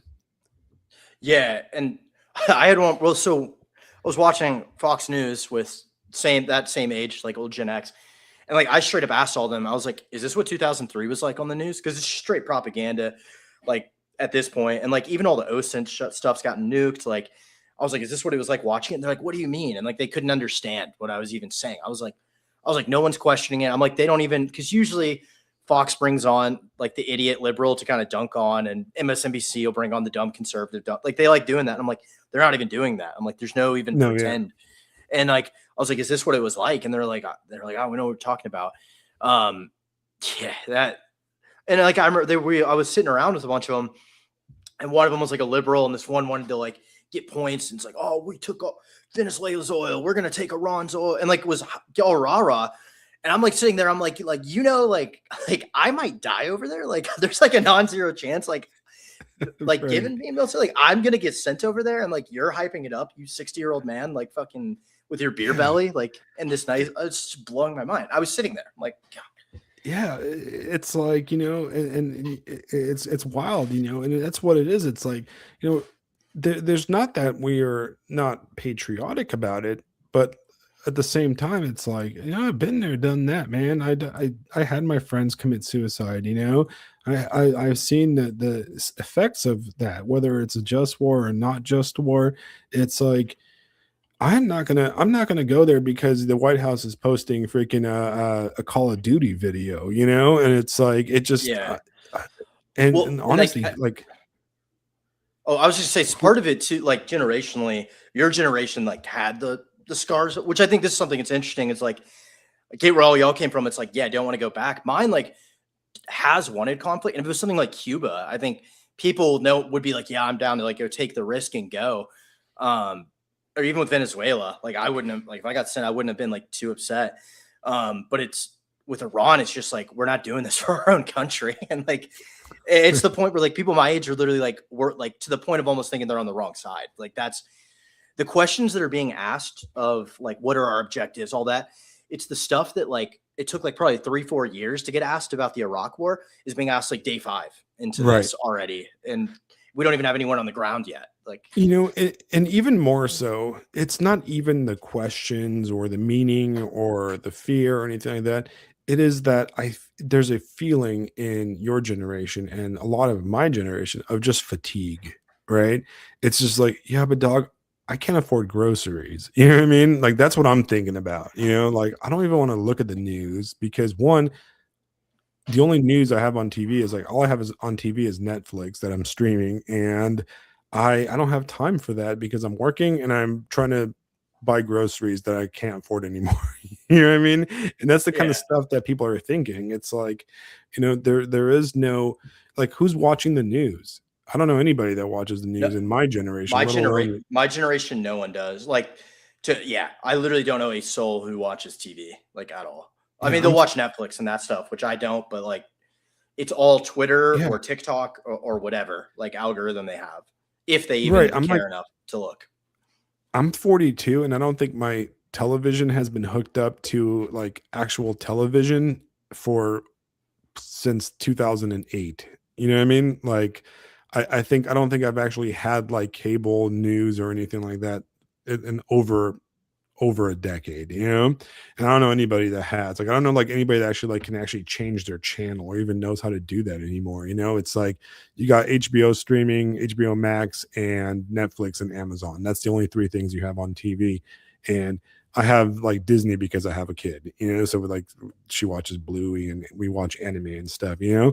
And it's like, yeah, everybody gets their news from like X, but really there's nothing on X, and it's just completely like, okay, cool, nobody cares, you know, back to whatever.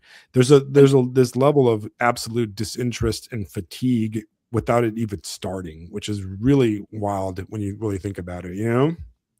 Yeah, and I think that's like a backfiring thing, because I think big picture, that's pretty intentional to like kind of demoralize the public in the long term, part of that atomization to like make a more easily controllable populace. But the downside of that, if you are the regime or the cathedral, is that if you need to galvanize support for something, like It's pretty hard, like short of like a 9/11, which at this point, even if that happened, I think everyone would just be like, it's an inside job immediately. Like, I don't know that there is a way to get people involved or to get to care. Like, I think there's things you could do. Like, so like Cuba is the example to me. If you were like, you know, we're going to invade Cuba and we're going to turn into this place near the US that's nice, and you can go there and buy a house. Like, you could probably sell it in some way that like people will be like, all right, like, yeah, I'll go do that. And then like, I'll afford a house there or whatever. But this, it's like, I don't know, like the price of gas just spiked. Like, that's the only real effects people feel right now. Right. And like, I don't want to get all geopolitics on it. $2.99 in South Carolina now, which is high. Yeah. Yeah. I don't want to get all geopolitics with people, but by the way, that's going to get way, way, way, way worse. Is East Asian markets are completely dependent on it. And there's like without boots on the ground, that strait's going to be closed. So yeah, I don't know. I think people, are totally tuned out of things. People are angry. My generation of people are angry. Like, there's this festering anger, and people want to have meaning in their lives pretty deeply. That's definitely why you see specifically people turn to a lot of like the trad cath Orthodox stuff, I think, because there's the structure built there. I think less so from any actual belief, or not like any belief, but like that they like their doctrine over one or the other. I think people are like desperately in my generation looking for something, or to be galvanized behind someone, which is why in the long term, I'm like, yeah, this whole system's going to come down. Like you're going to get Caesar. Like if I were somebody, like I would adjust your priors and your mindset to assume that at a minimum you're getting Sulla and Marius and probably Caesar. But. Right. And, you know, it's interesting, right? Because when 9/11 happened, I was in high school. I was a senior in high school, and I just started my senior year. And I remember it. And I was always one of those guys that was like into history. I watched the news all the time. I was kind of like, I was that kind of nerdy dude, you know, that was into that type of thing.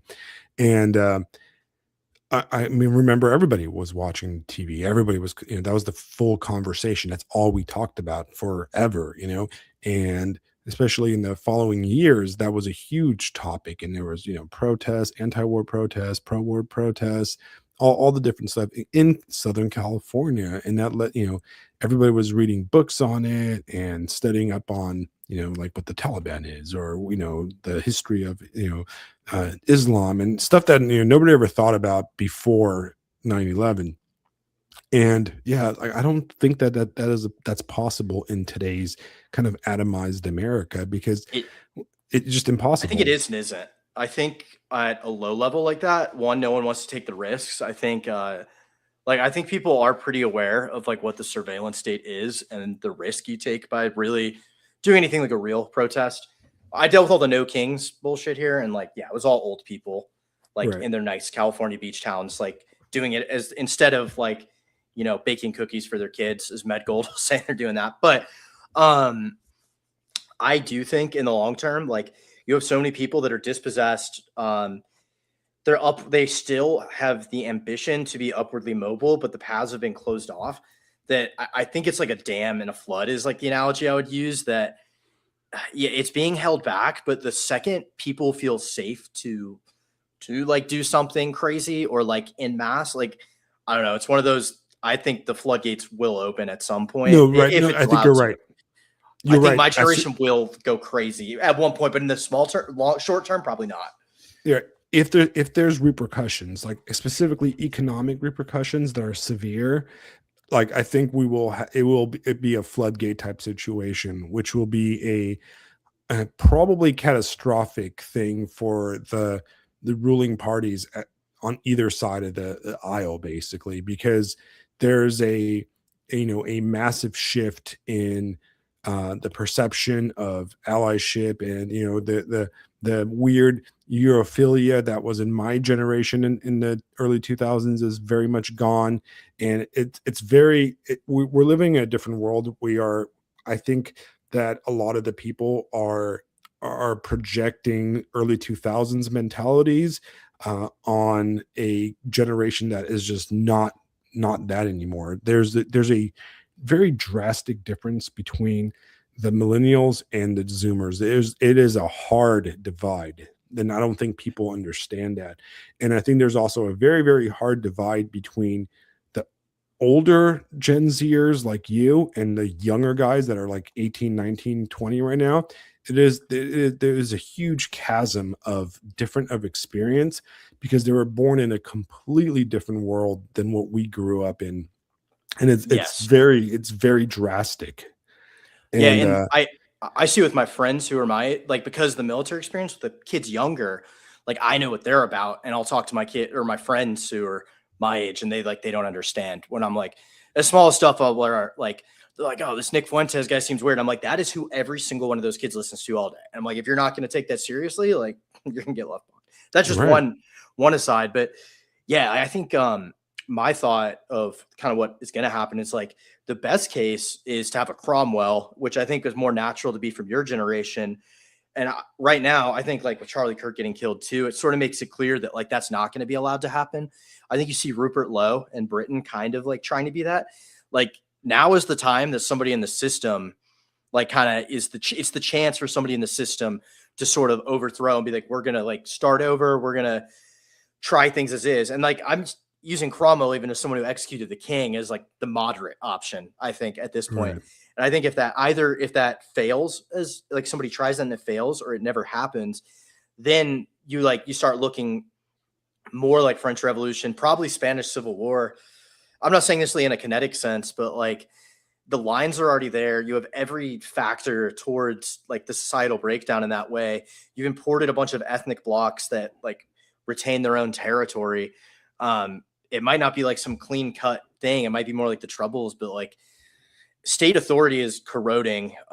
Competency is corroding. Like even stuff just like the FBI's ability to a lot of these cases to like handle them and do stuff. And like that shooter in New Jersey, you just see state competence collapsing overall.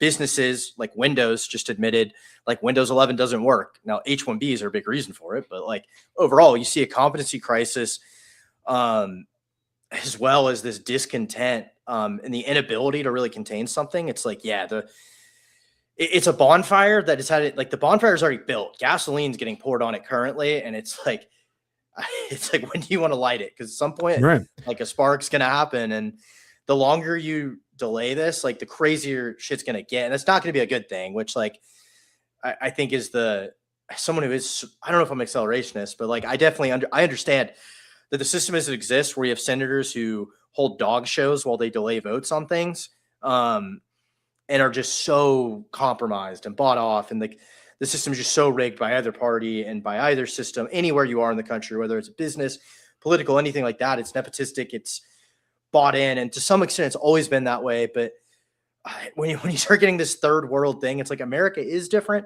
And like the stock of America is at, I don't know, at some point it's not going to tolerate it, or like you're heading to something. And I do think the Iran war, what makes it such a bad idea is the butterfly effect of so many things that can happen from this without domestic support. Like you just don't even know what you've unleashed. Right. Exactly. And that when people say, well, it's always been like this, that's true. And that's one of the things that a lot of people need to realize, right? Is that yes, it's always been like this, but like the big difference is that when, like you can say the Iran war right now is no different than the GWAT war, the same exact stuff, the same exact kind of motivations are at play, right? But during that time, we pretended that it wasn't, okay? Like we're having the same exact arguments we had in 2001 and 2002, but the people in charge were basically, they were winking and telling us, they were giving us a story like, the Dark Enlightenment guy, what's his name? Oh my gosh. Yarvin, he talks about, the story of a nation, or how every nation needs a story, right? There was always a story in the United States, right? And the story was that, if you work hard, you're going to make it. And if you work hard, go to college, get a good job, you're going to make it, you're going to buy a house, and we're the good guys, and we're going to spread democracy and freedom around the world, and we're the good guys, and blah, blah, blah, like that was kind of our story growing up. That's what we were told. And listen, anybody with an IQ over like 100 knew that a lot of it was BS, like that it was BS, that we were not always the good guys, and that, we were always, run by corporations and all that stuff, right? That's why we had all those protests in the 60s, the 70s, the 80s, and all that stuff. But as a whole, everybody still kind of spouted that story, and because of that, they kind of believed it to a certain degree, even if it was a lower degree. But I feel like in your generation, there is no story, right? That you guys don't have a narrative to believe in. And when there's no narrative, it's chaos and it's a vacuum, and it's a scary thing when you really think about it. And I guess that's like the pitfall of America basing itself like on a constitutional and principles is one, like you have to retain the values and the homogeneity and all these other aspects to like continue that. And so it's always going to be a fragile sort of thing. Whereas like as much as problems as Europe has, like, worst case, England they can always default to we're English, and that's what being England is. And that's, they have history. Like it's a pretty simple thing. Like right. if you really, really needed to, there is the answer there. Whereas America, it's like, yeah, I don't know. It's kind of like it's created at the end of the Enlightenment. It's really like the peak of the Faustian civilization. And it's following like with the death of the West and the death of the Faustian soul that, no one really believes anything anymore. Yeah, you really see it in like with this third world mentality that's taken the US and really more so in the elite of everything is just for sale. Everything's to be bought. Everything's how do I make money or enhance myself or show my status? Like, to be honest, one of the most disappointing things of the Epstein files, apart from them like worshiping Satan and eating babies, was that like these people were rubes that were like our elites. Right. Like, I want to think that the guy ruling me is like listening to Mozart and like discussing philosophy and doing that. And I realized, no, I read Plutarch, like Bill Gates probably never has like in his life. Or like, I took Latin in high school, and like my friends and I still like, we don't speak Latin anymore, but like we're into Roman history. And it'd be like the Carnegies and the Rockefellers of the world, is as bad as that era was, they're building great architecture and doing stuff. Whereas like, you're never going to convince Jeff Bezos to build some great monument to himself. He'll build 50 more warehouses and wherever to expand his profits or take on debt to do whatever. Or even him, like he has a party in St. Bart's for whatever.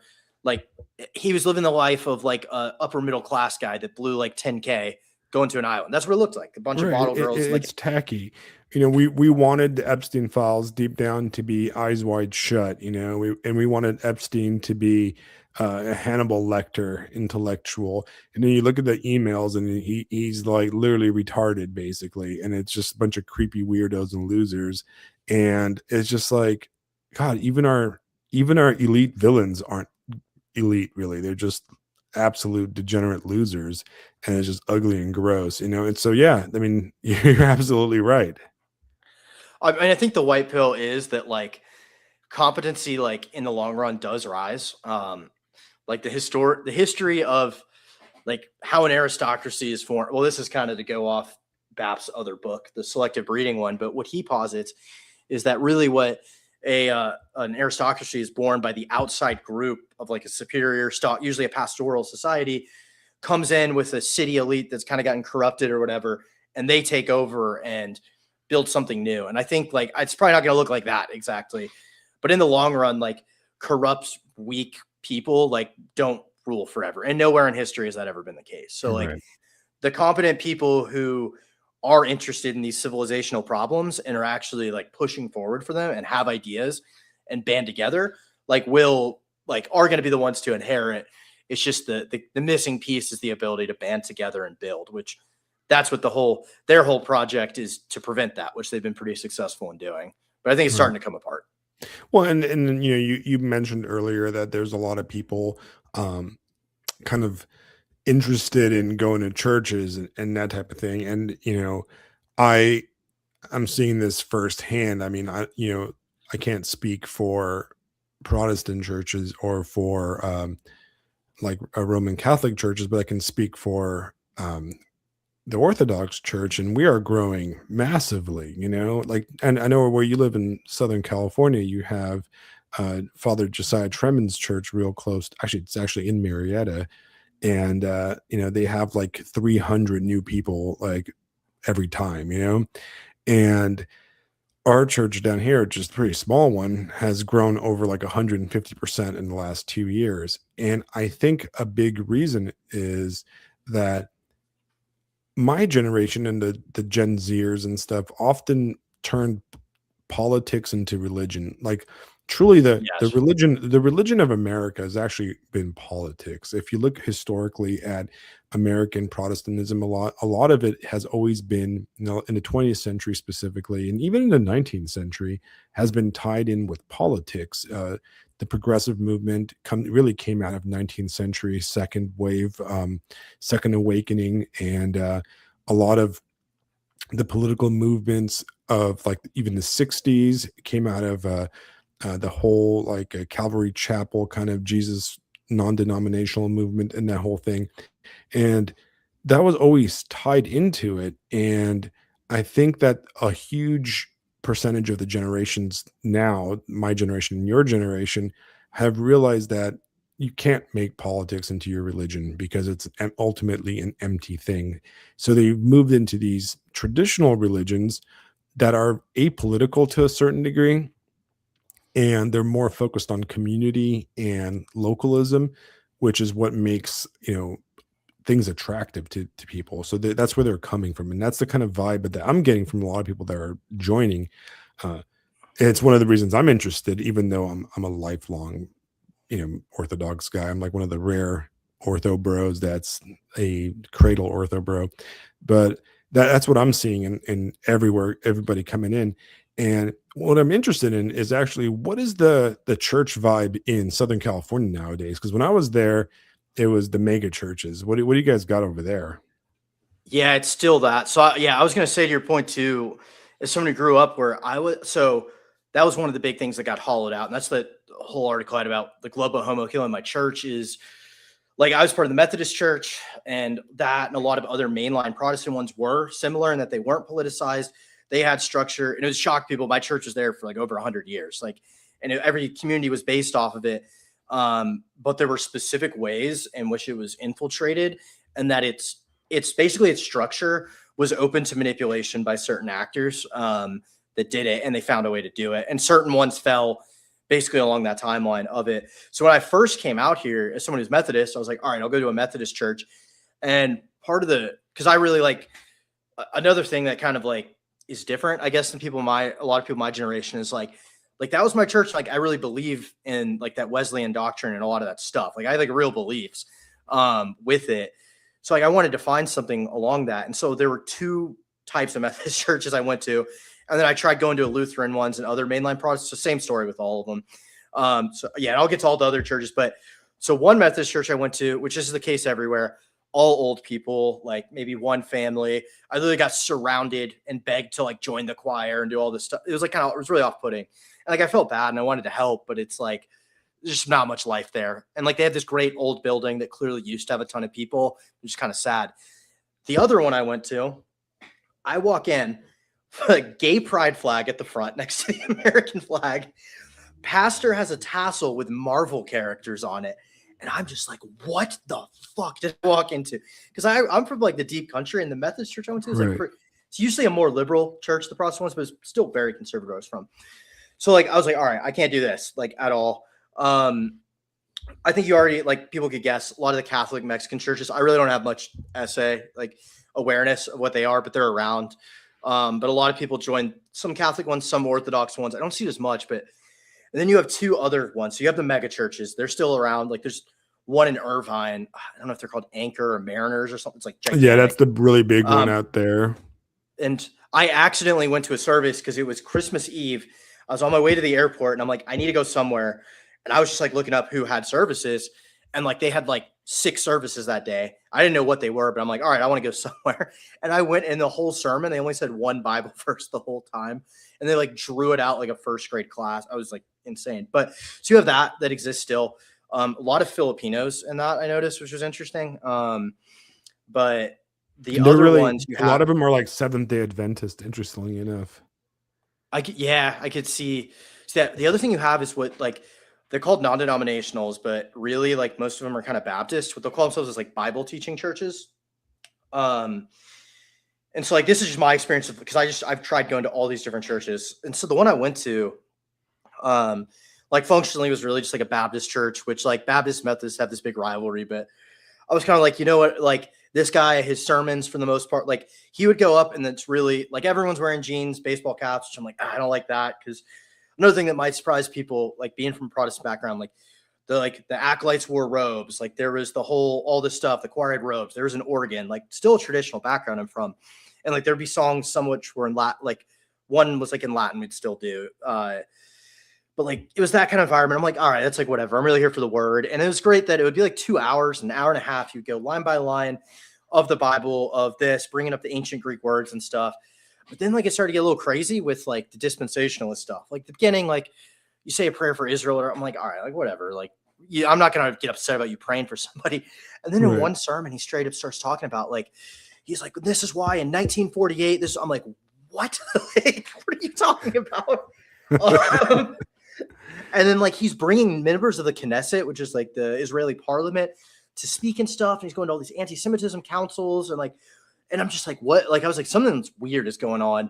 And then I Googled them and they're like involved in all these local political issues. Like, and not like there's some level, I think it's acceptable for a church to be involved in. Like if it is very against something in the Bible and it's part of your community, like there's probably some level that's acceptable, but still probably stay out of it. And he's active and all that. So like, that's the one option. And then I've gone now to one that's similar in this Bible teaching Baptist kind of background, that it's a bunch of old people again, but it's like better. But yeah, it's like very that, and like other parts of California might be a little different, but you really have the charismatic mega church sort of people. You have the dying mainline Protestant ones. I would assume some Catholic ones, or I really don't know what's going on with the Catholic or Orthodox ones too much, to be honest. And then you have these other, and like the church I was going to, which is interesting, the one that was dispensationalist, packed to the brim with young people, like filling out the entire thing every time. But what I don't like with some of those, so I grew up in a church that was like, they actively kind of invite you in and they're like, we're doing this and this, we'd like you to be a part of it. It's almost like this leveling up structure where it's like, we have these meetings that go on in the week at people's houses. And if you really want to be a part of the church, you have to go to these. Right. And it's just like, and I'm like, that's like a bizarre mentality to me, where I grew up on like, we're the main church in the town. Like everyone comes here for like a lot of it. Most people are probably really there for the community more so than like the actual church, but it was like very different. And one of the things like with Methodists too is communion.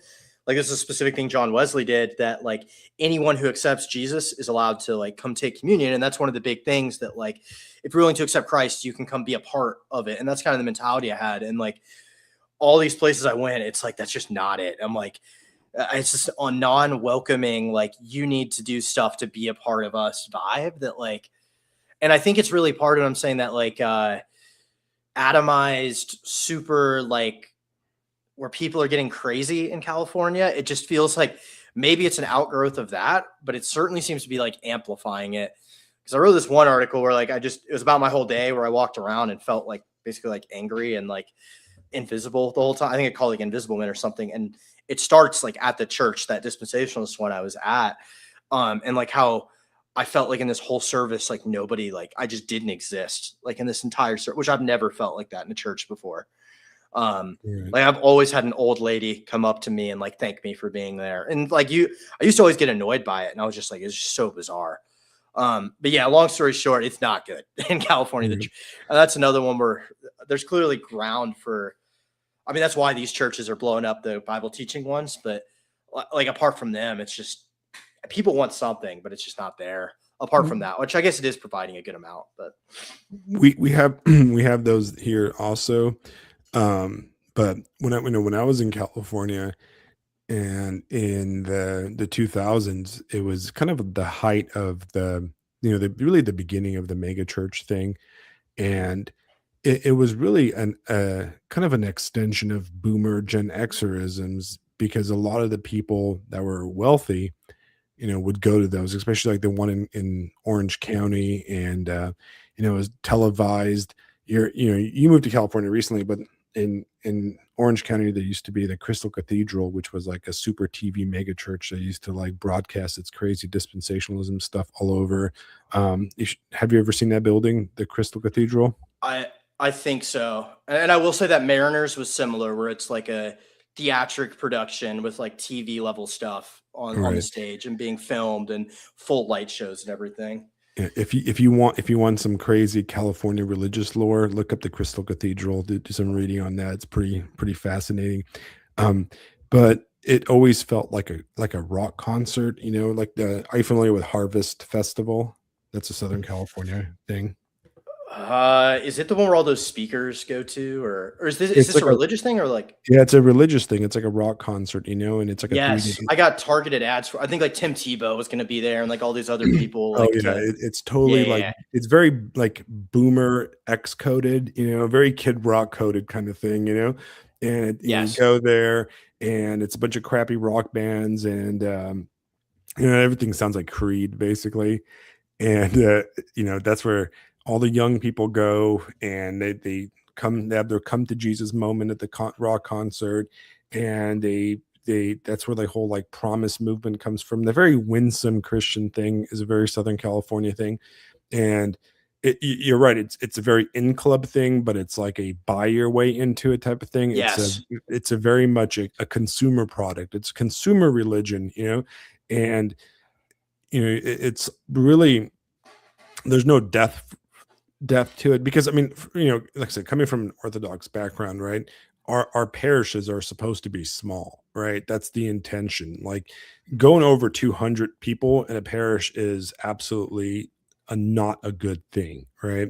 Like in the Orthodox faith, Methodist Church was similar too, right? We don't build we build big cathedrals in Europe because there's huge cathedrals, and there's a few big ones in the US, but the idea is that a city will have multiple churches, because you're supposed to have a spiritual father, and you're supposed to have a relationship with everybody at your church. You're supposed to be able to call up your priest if you're having a bad day or something like that, or you come across a meme that you want to share with them, you should be able to send it to them, and that's the kind of relationship I have with my priest, where I'm like, yo, did you see this movie, dude? Or, or something like that. And he sends me Lord of the Rings quotes over our church signal.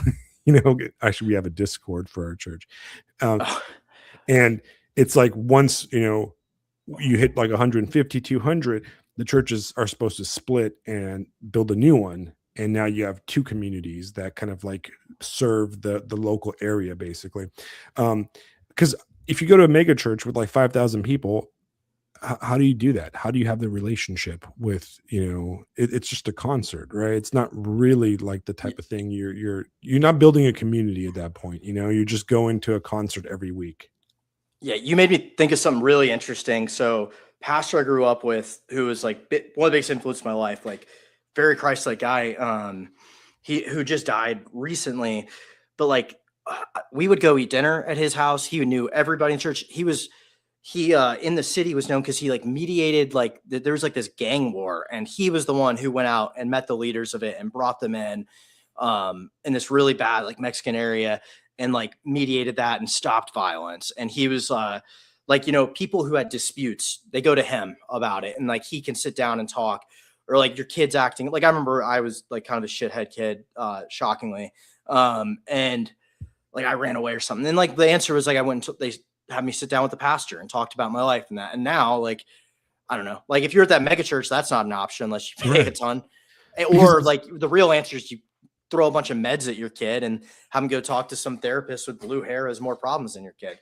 Right, because they're ultimately is what they are. Is they're a political organization. They're an NGO, is what they are, right? Yeah, and that's really the problem. But of course, it's difficult, and I think churches, they need to be local, and they need to be small, and they need to serve the local population of your town, of your area, and they also one of the problems, and like once again, I don't want to get into denominational arguments or anything like that. The problem with these kind of like Bible churches, these very individualistic American style Protestant churches, right, is that they are so much so based on who the pastor or the minister is. Yeah. They're cult of personalities where, um, I've seen in the last 3 years here um, in South Carolina, we had churches like in our neighborhood that the pastor was this popular guy and then he retired, and the guy that took over, nobody liked them. So nobody went there anymore, and they fall apart and they split, and they,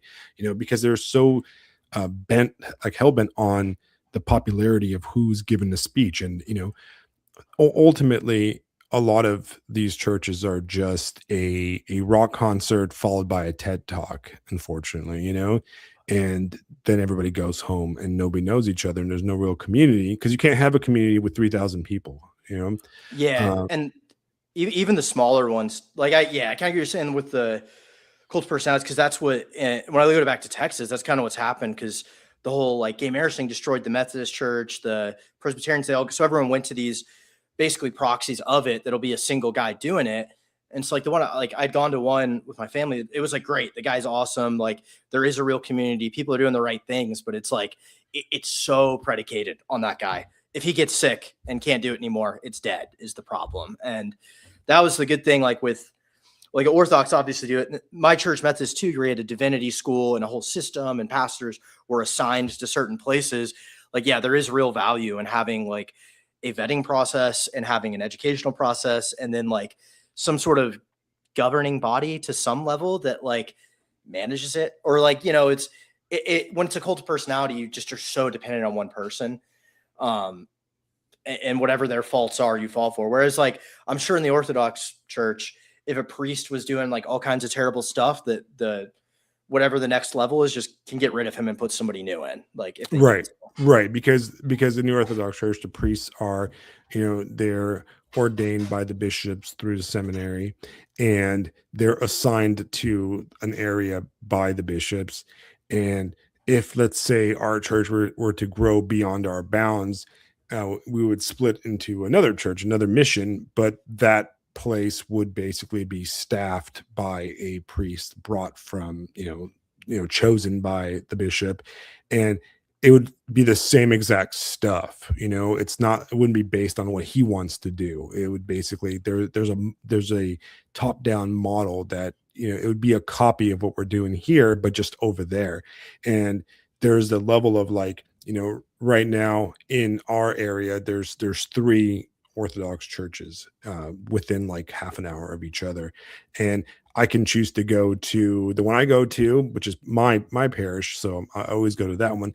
But let's say that I didn't want to go to that anymore, or like I had a disagreement with half the people there or something. I could go to the one 30 minutes in the other direction, and it's the same exact theology and the same exact system. And like I can walk in tomorrow, never walking in there, and do everything instantly exactly the same. And I'd fit in instantly, or I can go an hour away to another one, or, I can even just fly across the country or fly across the world and go into an Orthodox church. And I would have there's no learning curve, there's maybe like a localized kind of learning curve, but not a theological learning curve where I'd have to do anything or learn their system or anything like that, which does help out a lot. And that's why it's lasted for 2,000 years, Yeah. And so it makes it easier to be cohesive. Go ahead. No, finish. I was gonna say that's one thing I think that really destroyed a lot of Protestant churches is what that governance structure was built off of. Whereas like probably the eras they were built in, all kinds of stuff. I guess it's getting pretty meta about it, but like my church was very much more this democratic voting. We had these big conferences, and they like voted on what they wanted. It was the Book of Discipline is what really dictated things in the Methodist Church.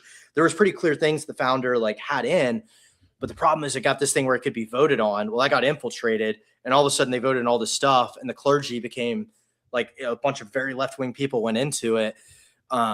It's kind of like, it sounds weird to say, but like a super democratic backing of a church, like in the long run probably doesn't work, because like when you're based off of like fundamental truths about like reality and Christ, like it's not something that can be like negotiated on a lot of things. Like there's probably on the edges, there's a lot of stuff, or like very minor things, maybe some like certain traditions, like, or how they're administered can be. But yeah, I think that's like the the big strength of the Orthodox Church is like, and why it's surviving, probably why it's thriving is if you look at it from the other side, if you're somebody who wants to like destroy it, it's pretty resilient. I mean, it survived the Ottoman Empire, like, and clearly there had to be some like significant resilience and structures to survive where there's literally a Jesus tax put on them, where there's every incentive to like not stay that. Right. And I'm not gonna like say that like we don't have our problems. We have a lot of our problems, okay? Like the same forces of disintegration that have affected the Protestant churches and the Roman Catholics and stuff. Lost you for a second. But the same, okay, the same kind of forces of disintegration and of the global empire are absolutely at play even in our church, but one of the things is that, like, I mean, what a lot of people like fail to realize is that churches fall apart not because people are trying to be sinister or evil or anything like that, but really because they're trying to be nice, right? A lot of the ideas that destroyed a lot of the Protestant churches weren't like these guys going, oh yeah, I'm going to start pushing LGBT or something. You know what I mean? It wasn't that kind of stuff. It was mostly stuff like, well, my daughter's gay. Can't she come to church? And then yes, exactly. Yeah. And she comes and then she brings her girlfriend and everybody likes her, and now her girlfriend brings her other gay friend and, and then nobody says anything and nobody says anything. And now you become the gay church. Right. Yeah. And then the priest is like, oh man, the priest can't say no. The pastor, I'm sorry. The pastor can't say no because now he loses 50% of his flock. Right. And if and the big thing, the big thing that happens with that, it comes to a head when one of them wants to get married and do a gay wedding. And then like, you get put in the bind of they have to make a decision at that point of you're going to lose people no matter what. And too many of them are weak about it and just, kind of went along with a lot of them tend to be pretty liberal too. So they kind of went along with like, oh, they don't want to exclude somebody who's been this member of their church forever. And like you're saying, they want to be nice. And then they're like, oh, we can do this wedding. And it's like, now you've compromised on something like critical against scripture at that point. Right, exactly. And then like, oh, well, your church just happens to be in the gay neighborhood of Long Beach, California. That used to be a conservative neighborhood, but now it's gay. So if you start, not letting these people come to your church, well, then you don't have any members and it's your church. You're the only guy in charge of it. There is no going anywhere else for you as the pastor and, the people. Right. And the Orthodox Church doesn't have that problem because it's like we have like, for example, it's okay to be a homosexual and come to our church, right? It is absolutely okay, right? But you can't take communion. You can't become a member of the church. And those are hard no's. You know what I mean? You can't become a member of the Orthodox Church unless you take communion. You can't be in active sin and join the church, right? So therefore, you can't be an pro LGBT person or like, waving the LGBT flag because you're basically, it's like saying, an adulterer can't join the church either.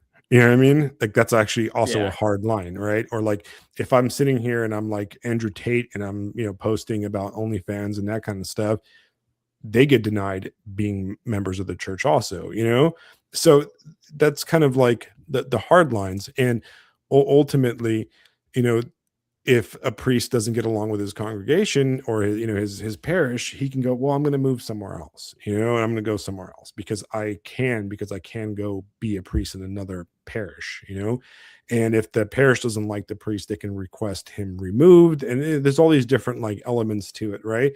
And ultimately the guys in charge can just say, no, deal with it, and I was gonna say that dynamic is just kind of flips too in this era where like, it really like used to be more so that somebody was gay or they were in sin or they were doing, or, they're robbing banks or whatever. The church as a community kind of gathered to either help that person or pray for them or do whatever, or the discipline, like it was tackled as a community and like as a problem, regardless of like any denomination. I think that's probably true everywhere in the US. And now it's when you get in this mindset where you're so desperate to recruit people to your church too, you start tolerating a lot of stuff that you shouldn't. Right. I think that's where a lot of it comes from, where they want the people more than they're willing to exclude. Yeah. Right. Absolutely. So we're running a little bit late, but if you still, I still have another question for you. If you still have some time, if for sure. Down. Yeah, I got time. Okay. Because I wanted to go back to the Zoomer thing. The big talk with the Zoomer problem is, and this is like everywhere on the internet, it's like the big debate thing. It was a huge thing earlier, is the dating problem. All right. And that might be the thing that I might have the most disconnect, because even though I'm a older millennial, economically I'm in a lot of the same places as you guys are. I understand everything. I have lots of friends. The one big disconnect, I think, is that the dating world when I was in my 20s was drastically different than what you guys are experiencing. And I met my wife when I was like 28, and when I was out, out and about partying and doing all that stuff, the sociosexual dynamic was very different than it is today. Like, you went to bars, you met girls, you went home with them, and if you liked them, you hung out with them longer. And if you really liked them, you got married to them, and that seems to be a complete and different world that you guys are living through. So what's some of the issues you guys are having? Yeah. So like my age, like I specifically like lived through like the death of that, because I was still around for like the tail end of being able to go to bars, pick up girls, and like you still can, somewhat. Like it's gotten like way worse. Than clubs are just kind of like awful places to be at this. Like there's not fun. Bars just are not fun at all. Like everyone's there just trying to get sex, which probably was always somewhat true, but there's not even like the pretense of like dancing or fun or anything. But yeah, I guess like I'm going to disperse to talk with it, because I do have my posts that are sort of like, I don't want to say like quite worst boyfriend ever, like, but I've read some of them and they're good. I'm not a saint. And I'm writing one that's pretty insane right now. So we'll see. Cause I will say I connected with your Latina girlfriend one because I dated numerous crazy Hispanic girls when I was growing up in California, and my friends also did, and some of them got stabbed, and it was a good time, so I feel it. I've gone to the hospital for a Marine of mine who got stabbed but by his baby mama a week after having the kid. Anyway, yeah, so there's, I think one way to look at it, and like I'm very heady about stuff, like in terms like I just think too much about stuff. So I might not like, I might have a little bit different perspective, but it's much more become like consciously like a marketplace is one thing, where people are very much assessing themselves relative to stuff and like consciously thinking. Everyone always subconsciously kind of knows their like attractiveness and like worth and stuff, but like a lot of this like looks maxing stuff and all is like very much the outgrowth of that. But I would say there's like two big trends that kind of happen, and a lot of this really is downstream of the dating apps, that it's really killed anywhere else for there to be. And there's such a mismatch, and like a lot of people have written and done stuff about it, about like at the top, you kind of have a choice of any girl you want, and at the bottom you get nothing. And like, I'm like, just like being middle class, I think I'm one of the few people it's kind of like in between. But you have a lot of people just give up, because it's like, you could buy every Tinder, Hinge Plus, whatever. You could literally spend thousands of dollars, do all this stuff, and like the best you're gonna get is like ghosted by some like fat girl who pretended not to be in her pictures. So I'd say like about half my friends like totally gave up like on the dating market. Like they don't go on any dates. They stay at home. Like maybe they occasionally try the dating apps, but like I know a lot of people who just totally gave up. And then on the other extreme, I have friends who like I'll spit. So I have a friend who's like 6'4", has made $1 million already before the age of 30, is like ripped and like it's doing great in life, lives in a big major city in the East Coast, downtown, like in a high rise. And like Hinge is like literally like, I'm not kidding, I've seen him do it, is easier than DoorDash. Like he just goes on and literally will text like 5 girls, like come over in 30 minutes and is able to have his pick of whoever will come. And I think a lot of it is when you've broken down the social institutions of kind of, so one, the internet breaks it down where people can move and stuff, and like they can see on social media, like the hot girl from your small town isn't going to stay in your small town now and marry someone local. But oh my gosh, sorry, I just lost my train of thought for a second. Yeah, the social, when you have everything like on the internet and broadcasted so much, you get the trends of like what probably was actually more natural before, especially Western civilization was created, like before it really formed and developed, in which like you have like, there's a reason every ancient society sort of had polygamy. And if you really think about it, like probably more in like evolutionary like standpoint, it probably makes more sense for if you're a woman, you want all of you are going to want the guy with the best genes to carry on your progeny. Like that's probably somewhat the natural instinct. And it's like, obviously like not great for social cohesion. And I think you see this like trend towards that where like at the top, you can get like kind of whatever you want and have your pick. And at the bottom, you don't get much. And then the problem is a lot of these women still live in this mind, like think that this guy's going to like marry them is like the easiest way to put it. Or they think that they can win them over. And like, they probably subconsciously like know that like they're not going to. But then like their years get wasted, which like, I'll be honest, like I'm a guy like who, like I rotate several girls, which is like not good that I'm doing that, but actually, no, I'm good right now. I'm not doing it right now, but I was, well, it's not hard. And it's like, you don't get punished for it. It's like crazy that like, right. It's like, you literally get reward. Like they think I'm talking to other girls and like, I get rewarded for it. Or it's like the worst thing I can get called is nice, which like not to be like some incel, like whatever thing about it. But like when I get called nice or sweet, I'm like, oh, it's over. I get accused of cheating. Like a girl's not going to like leave me, like, which is just crazy. But yeah, there's a lot of people like who delved like really into this, but it's this weird aspect where people don't know what they want. Nobody knows each other in real life. We're people on each other's screens. And then we meet up and we know like really what we both want is sex. And then like you kind of do that. And then you sort of try to figure out if you're going to have a relationship. But like for me here, like I know who I have access to, and it's like, okay, the kind of woman I actually want to marry, like really, it's not they don't exist in Southern California. It's that they will never in a million years, like they know like, oh, this guy's like military, doesn't come from some super rich family. Like I just don't have access to that. Like I'm not exactly. And so that's why I end up with like all these Latinas and stuff, is because on the other end, I then, which is like bad, I'm so conscious of it. Like I'll date this girl and like they want a relationship and I'm like, okay, do they really, or do they know I'm more like upwardly mobile than them? And like, and it's like, that's when the mindset that kind of, it's probably when I leave California too, but it's like, that's this mindset I'm locked into. It's hard to escape, where it's like, all right, like no one's forming like a genuine bond. And I really don't think it's like super, I'm not saying it's impossible, because I know people have gotten married from dating apps. I know a lot have gotten divorced from them too, and I'm not that old. That it's like without a community and meeting people organically. And I would even count like approaching random people in the street is not really that organic. When you don't, yeah. And like, you can do that too. Like my like I have friends who do, I've done it. And there's no, okay, actually this is a good way to put it.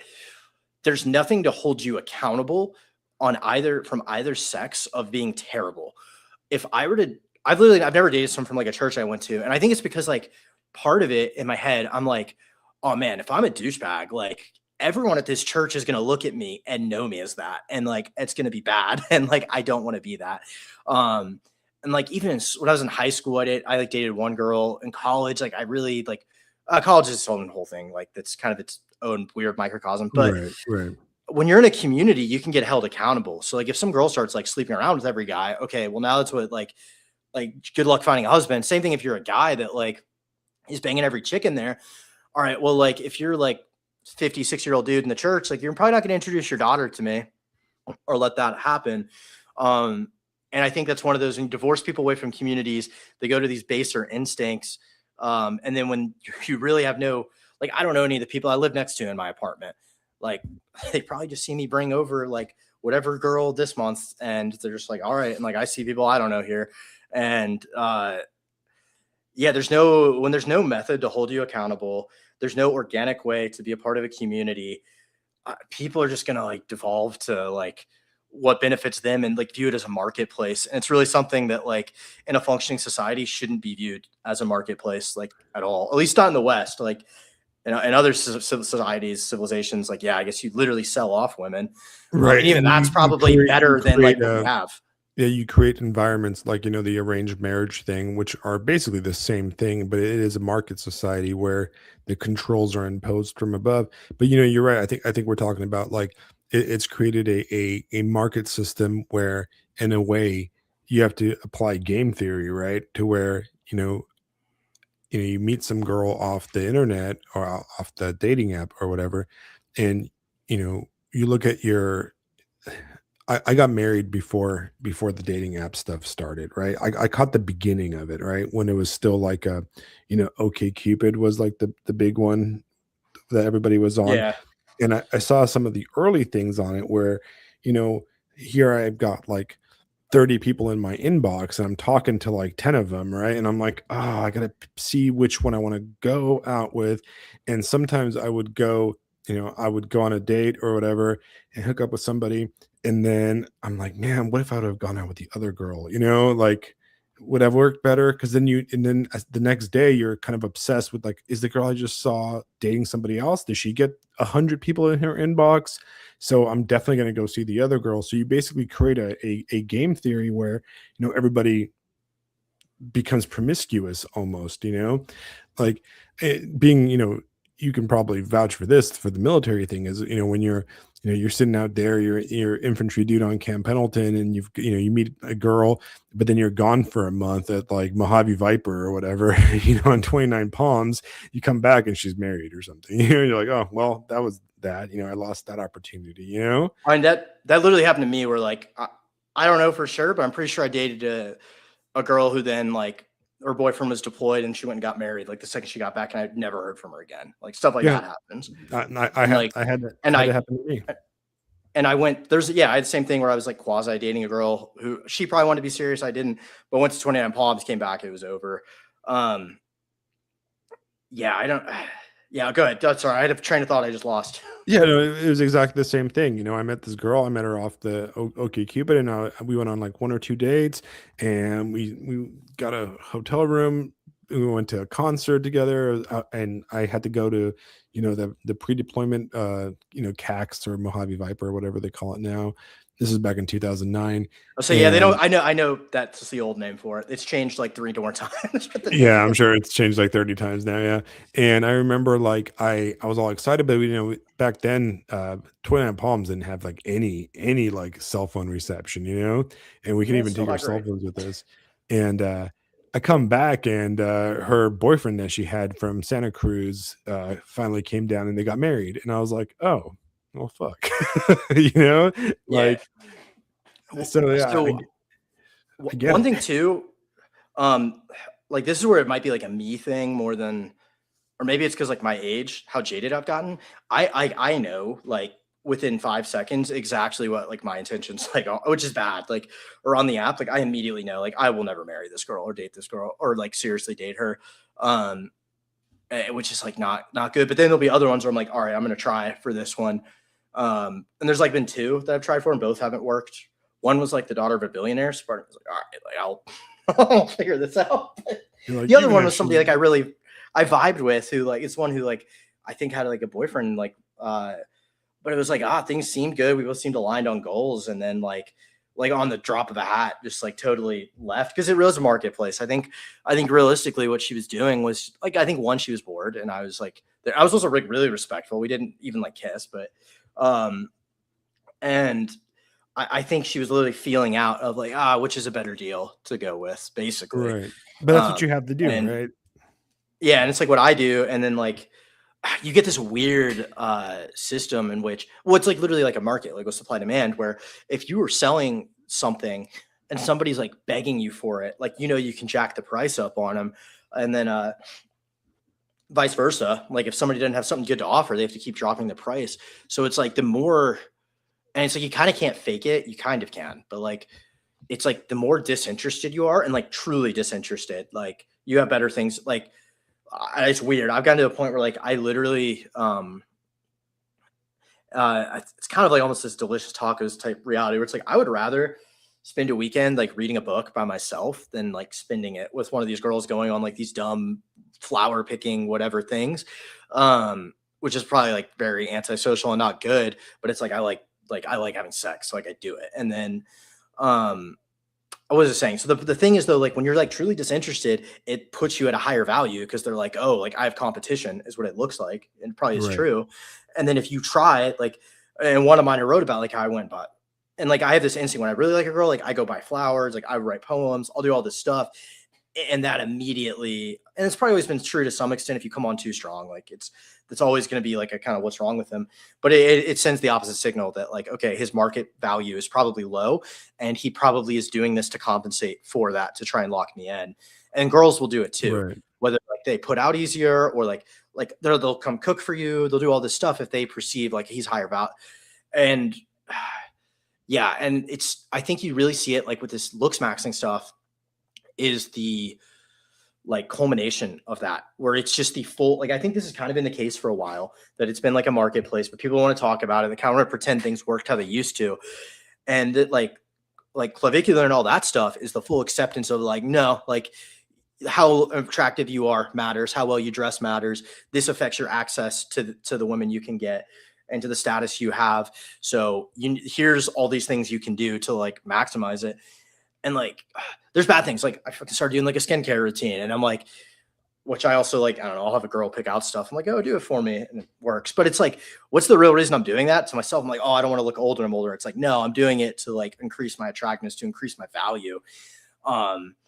It's just like, that's not a good mentality. But it's like, if you don't play the game, you end up like one of my friends who sits in his house and drinks beer and plays video games all day and has totally given up on it. And like, that's also not preferable. And then and I think this is a very California, SoCal like problem. Well, it's everywhere. It is like ramped up to 11 here. It's so bad in SoCal. That's so crazy. That's so crazy because, okay, like this, like once I said, the dating thing is the big difference between our generations. And, I was in my 20s. Okay, so I met my wife when I was 28, right? So I spent, the entirety of the 2000s like going out bar hopping and stuff, right? And in my generation, the whole idea of looks maxing and stuff would have been considered really ludicrous, right? Because it was gay, yeah. It just gay, yeah. Because what got you women, back in the 2000s, and remember, California in the 2000s was like the epicenter of like hipster culture, at least for white guys, right? And everybody was, wearing flannel and into like the emo stuff and like the hipster indie music and stuff, and all the bars, like the big place to go in Los Angeles was like Silver Lake, downtown Long Beach on 4th Street were all like skater indie bars, right? And the kind of stuff you wanted to do in that era is you had to be interesting. That was the key. You didn't have, the guys that were slaying left and right, were the guys that were basically losers. Right? That's what the guys that were going home with all the girls. Like it was the loser guy that was like, oh, I'm an artist, bro, and I wear flannel and I haven't showered in 4 days and I do heroin. That's the kind of guys that were like the top dogs. You know what I mean? It was the guys that had like the best record collection that they could take back because they were cool hipsters and they drank the best indie beer, and they knew all the bands and that type of stuff. So you had to be like an interesting guy. You could walk into a hipster bar and kind of be broody and talk about Dostoevsky and you're going home with somebody, Oh, that is, yeah. I literally hide my reading from girls here. Like, I don't let them know. Yeah. Like that I read Dostoevsky because they don't even know who that is. So we used to play this game, when I was back in the early Marine Corps days, where we drive to Long Beach from Camp Pendleton, and my buddy and I would share a truck. We'd either take my truck or his Jeep, and we would park our car on a Saturday afternoon at the coffee shop we used to hang out, and it stayed open real late, and we'd give the keys to whoever worked there, and they would stick it under the counter, like behind the counter. And from where the coffee shop was, there was a strip of bars, like a bunch of hipster bars, right? And the whole point was like we couldn't get our keys after 10 because the place would close, so we couldn't get them until the morning, and we had to find somewhere to sleep that night. So the whole point was like, we're gonna meet a girl and we're gonna go back to her house. That was like the game.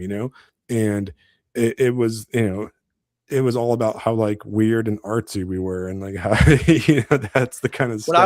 When I was in college, it's like different because I was East Coast, but yeah, the same idea. Okay, I'm curious if this was a thing then too, where every girl is like, I hate specifically Marines. Like, I hate military guys. I'll never date them. And then they'll still sleep with you, and then you figure out they have 3 ex-boyfriends. They're all military. that was the thing. But see, that's still the thing. Yeah. I had the perfect counter, because remember, this was like the kind of liberal hipster girls, right? I was like, yeah, I'm not a Marine, okay. Listen, I do all the cool stuff, but I'm a corpsman, so like, I'm a combat medic, so I'm out there like helping kids, you know, on deployment and saving lives and stuff. I'm just there because like I love people and I want to like heal them, you know. That's funny. But I do all the cool stuff they do too, you know. So that was kind of like my workaround on that element. You know what I mean? Yeah, for me, for 2 years, I was getting out next week. That's what I'd be like. I'm not like the rest. There was also right north of Camp Pendleton in San Clemente, there was a bar. I think it's still there, and they would. What's the name of it? Oh, what was okay? So the big bar. There's goodies there. There's goodies. I met my wife. I met my wife. I'm sorry to say that. Right. I will withhold judgment. It was a funny story because she never been there, right? Like she's never been to like she's not from that Southern California area. It was like a Wednesday and it was empty, and she was there helping move her friend, and her friend ended up getting a job. Like she was teaching like combat like TCCC kind of combat medicine stuff. Like she was like doing like a simulator class. She was like a contractor, had nothing to do with the military before ever, but she just got that job. And this is her best friend since they were like in elementary school, and she was helping her move like her furniture into her apartment, and they were like, oh, let's go get a drink, you know, and meet the locals. And she was there, and she's like, she had no idea it was like a Marine Corps bar, and she didn't know anything. Like my wife for like a decade had no idea what like rank I was or anything like that. Like had no interest in the military, and she just happened to be in the area, and I ended up talking to her, and I think that there was some Marine dude talking to her, and she was like kind of skeeved out, and for the same exact reason, and like my friend's like, go talk to her because like she doesn't seem like into the Marine Corps stuff. And I'm like, all right. So she had no idea about anything. She was completely lost in the sauce in that area. But yeah, that's where I met her. It's kind of our funny joke for anybody that knows Marine Corps lore, that bar is where I met her. Yeah, that's crazy. So, I like the Red Fox, which was next door. That's the one I like. I think that's still, I don't really go to San Clemente very much, but I think that is still there.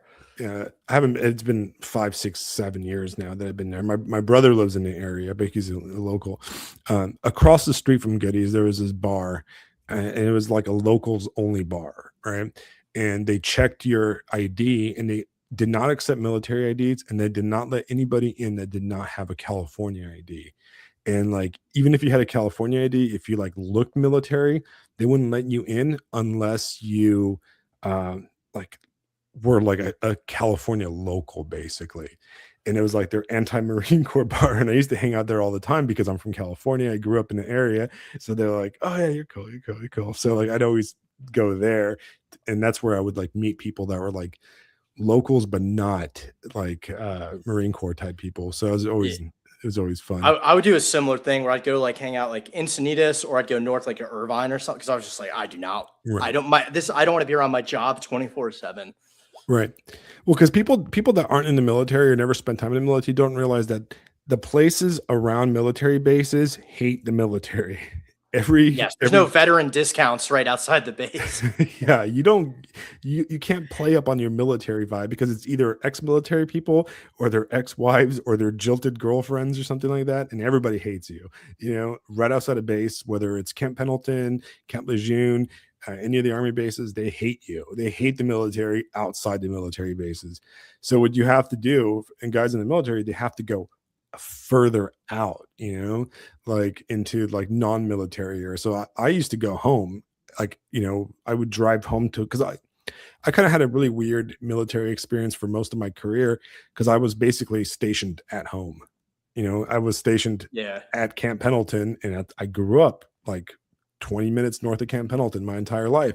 So I went off to, you know, training. Even when I deployed to Afghanistan, I came back and all my friends were like, oh, cool. Did you have a cool vacation? I'm like, no, I did not. But, you know, it was I hung out with all my friends that I grew up with and went to school with and everything. So it was a very like different kind of world for me.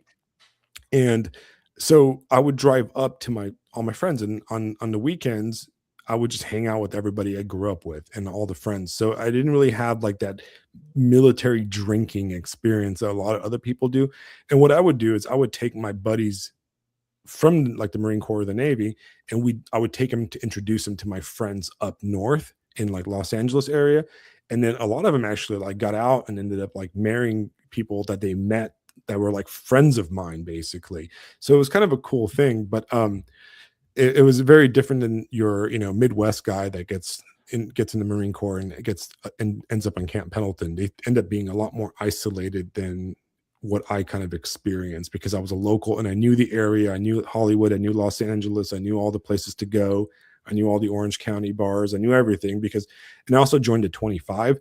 So by the time like I got back to Camp Pendleton, I already knew where to go drinking and party and stuff, because I was already doing it before I joined. It wasn't like new to me like a lot of the younger guys did, Yeah, and I think the military stuff accelerates all those trends I was talking about too, with like the isolation. And then it does, in a weird way, it does make you more attractive to girls, because you're like functionally you're one of the only in SoCal, you're like the only masculine guy walking around, like Right. probably the only guy who actually works out. So it gets you that, but you're in this weird like fake society. I don't know, like all those bad things get way worse by it, and like having to leave all the time too, especially. Right. And you're getting a paycheck, and it's a lower middle class paycheck, but it's better than guys your own age in the civilian world.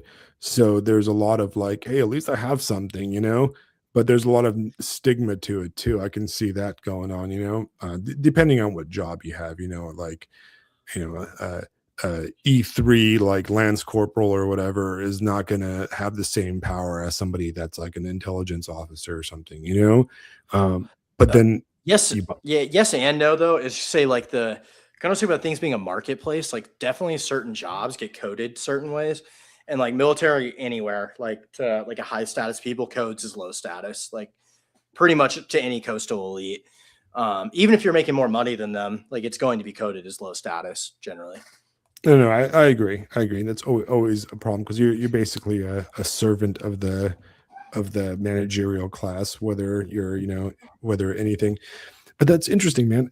So it sounds really grim. And what I've noticed in a lot of young guys around here is that they just checked out completely. They're just video game players, like perpetual children, And I get it, I understand. Like I think about it that if I always if I was 20 right now, I wouldn't know what to do.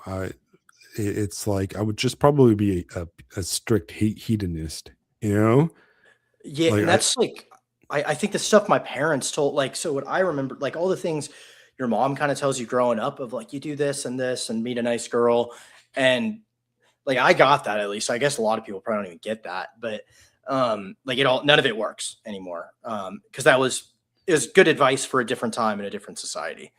And that's where like, yeah, there's no guardrail or there's nothing that you know what to do. So Andrew Tate's the easy one to say, but I think he's like really brown coded. So I don't know if a lot of people like me are actually watching him, but maybe like Clav and some of those other looks maxers, it's like that's what people go turn to, because like, that's if you either you're going to check out and like you're saying, do whatever and just not even participate, or if you do want to, like the way to survive is to like be this apex predator. And the only people offering like real advice that works are like not great people who are basically telling you how to maximize your gains from a system. Right, but when the long term should be getting a family, but like that's correct me if I'm wrong. And okay, so listen, like one thing that there's a reality that we have to kind of accept, whether it's your generation or my generation or any generation, is that there's always winners and losers, right? Like I say this, that like I had it easy, going to bars and meeting women and stuff, right? I had it easy because I was an attractive dude. I'm old now, I'm 42, but I was an attractive dude when I was young, and I was fit and I was smart and I'm white and I'm European, so I'm interesting and I am well read. And you know what I mean? Like, in a way, like I wasn't a boring kind of chud or like a pro, you know? And so it was Yeah. very easy for me because, well, I always had girlfriends from the time I was like in sixth grade, like it wasn't like, like, and then, I hung out with like my younger brother, for example. He was me times 10. The guy was, taller, and his entire life, he looked like a model. And he was the kind of guy that would walk into a bar and six girls are buying him drinks and he just goes home with like four of them, like every single time. My younger brother would, he's like 3 years younger than me. He would go into a bar with like no money in his pocket and leave drunk, go home with a girl, come back, get more free drinks from girls, and then go home with another girl. That's the kind of person he was, and it was just genetic, like, and I wasn't far behind him, just shorter, gosh, no, but you know what I mean? But so there's always the winners, and I had those friends that were like just mutants. They were like dorky and weird and like Indian or something, and like they couldn't, like, they were still not going to win, and even as interesting or cool they were, they like settled for like the ugliest girl or whatever. Now this whole like clavicular thing, I'm not really familiar with him. Like I've never watched anything. I'm not super familiar, to be honest. Yeah. Like I see a lot of memes. The whole thing seems like, in a way, like heterosexual transgenderism in a way, like it seems, put it.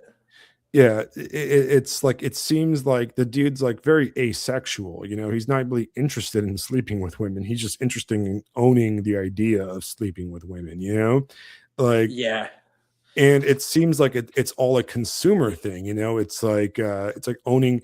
There was this movie. I don't know if you're probably too young for it. There's this movie called SLC Punk, right? No, I've never heard of it. It's like a stupid punk movie. And SLC Punk, there was this character that was this Russian dude, and he was kind of a total weird kind of Russian caricature creep. And they would go to this guy's house, and this guy was rich, and he would always show off his stuff, and he'd be like, "Oh, check out what I bought.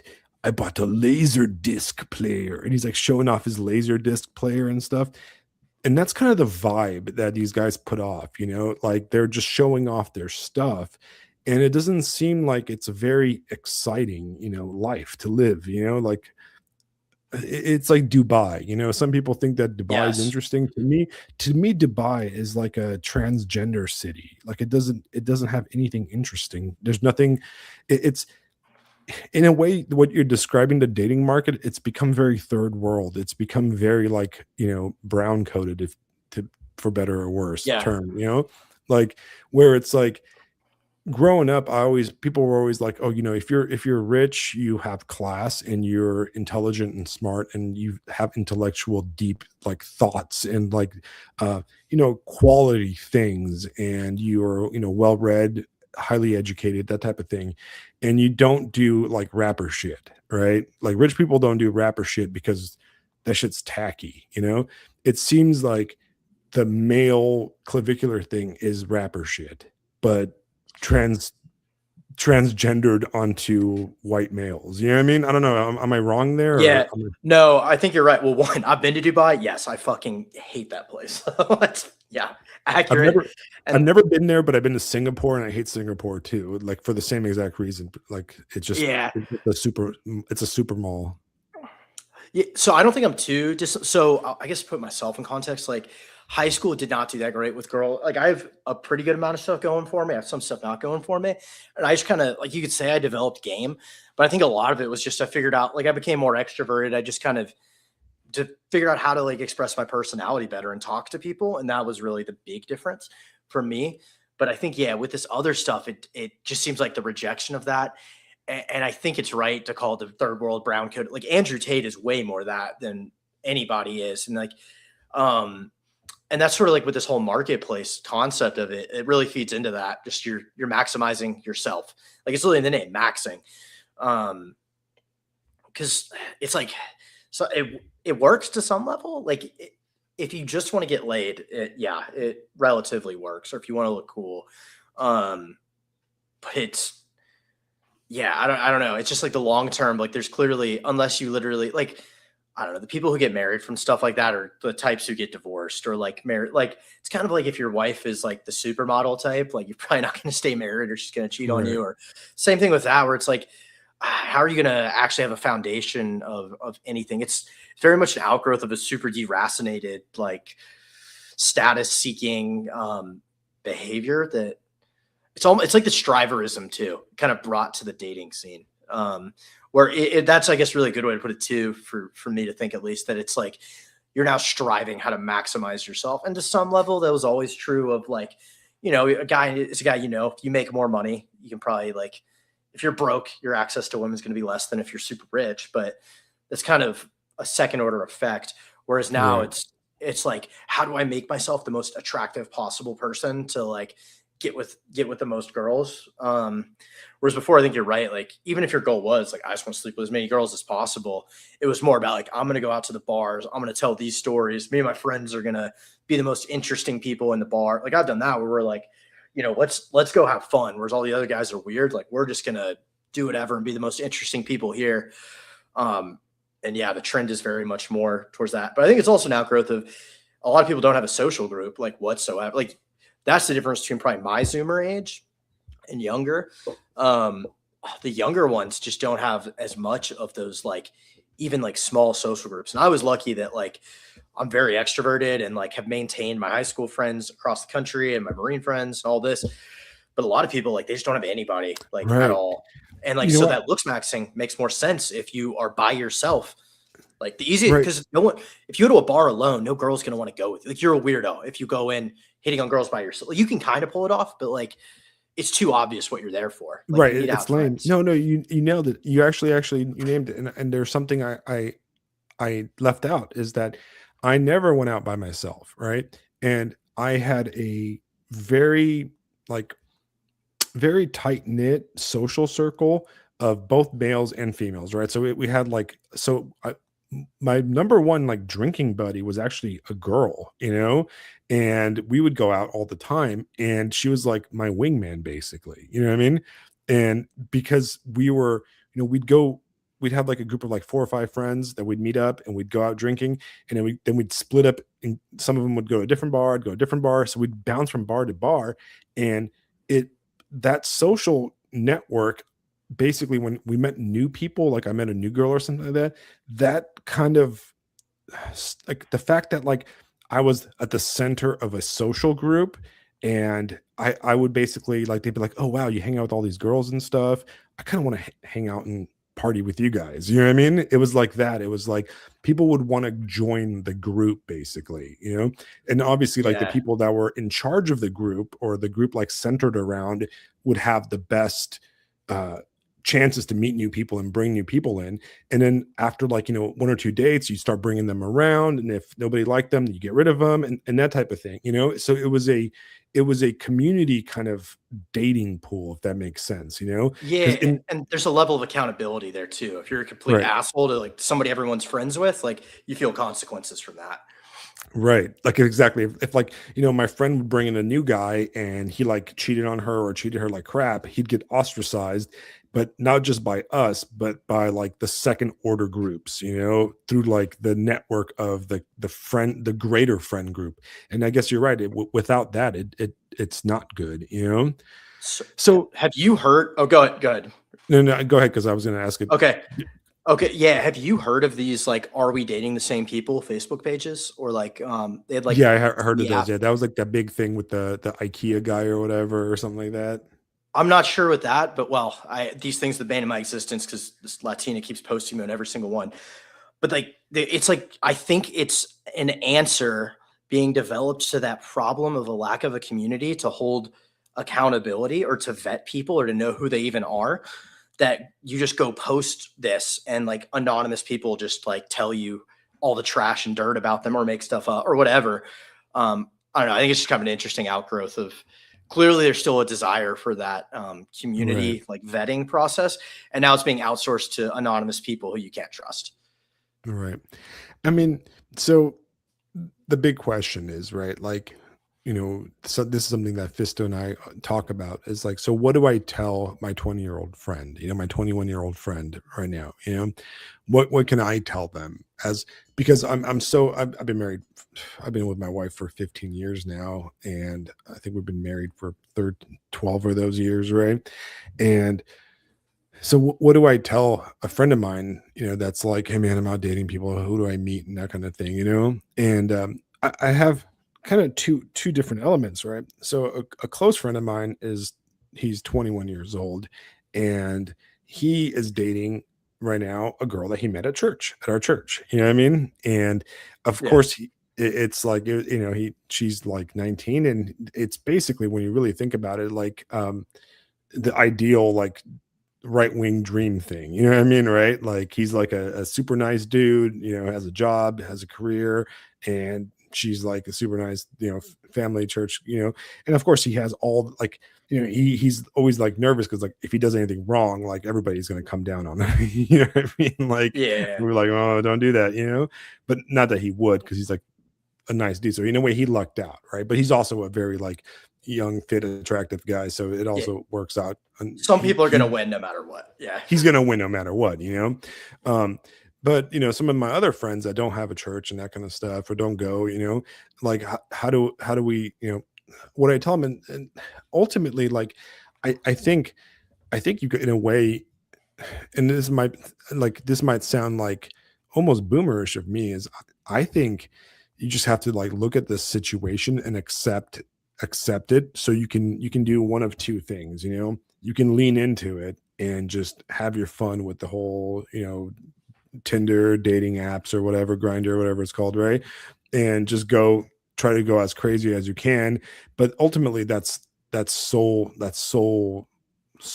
wrenching. You're going to, like, it's not going to end up bright. You might luck out, but for the most part, you're gambling. It's a gambler's fallacy that you're going to get stuck in. The other thing is, I think one thing to do is to really disconnect, in a way, is to kind of exit the vampire castle, but not do it in the way of the video game loser way. It's basically find meaning in your life somewhere else. And eventually, like, you kind of have to build meaning into your own life, right? You have to build something, and not so much looks max for the purpose of finding girls, but looks max for yourself, right? Like, spiritual max, basically, and find something that you truly enjoy in life. Yeah, like, find something you truly enjoy in life. Yeah, not even, and like, ideally, yeah, that's great, but I'm talking about, like, become an interesting person to yourself. Become, like, a person that has things and does things, like, become a hiker or something like that, bodybuild, hike, become a very interesting person. Eventually you're going to find the girls, because if a male feels this way, I guarantee you there's lots of women that feel this way too, and the truth is, males have to lead the way, right? Yes. Like, and if you build a steady, like, lane for yourself, and you follow it because you love it, that's what attracts women to put the apps away and come to you. You know what I mean? In a way, is like, ignoring it is the way to do it. That's what I think might be the successful route, is just kind of ignore that crap, but there's a lot of elements where you have to kind of avoid, you have to realize that, like, hey, the women you might attract came out of that level, like, I think if you believe that ultimately that the goal that inside of us is, there's a spiritual truth that we are meant to pair up with women, we're meant to get married, we're meant to have children. There's a yearning in that, and I see that because we see, young women come into our church all the time that want that, it's, you just need to be there when they come, and you need to have something to offer.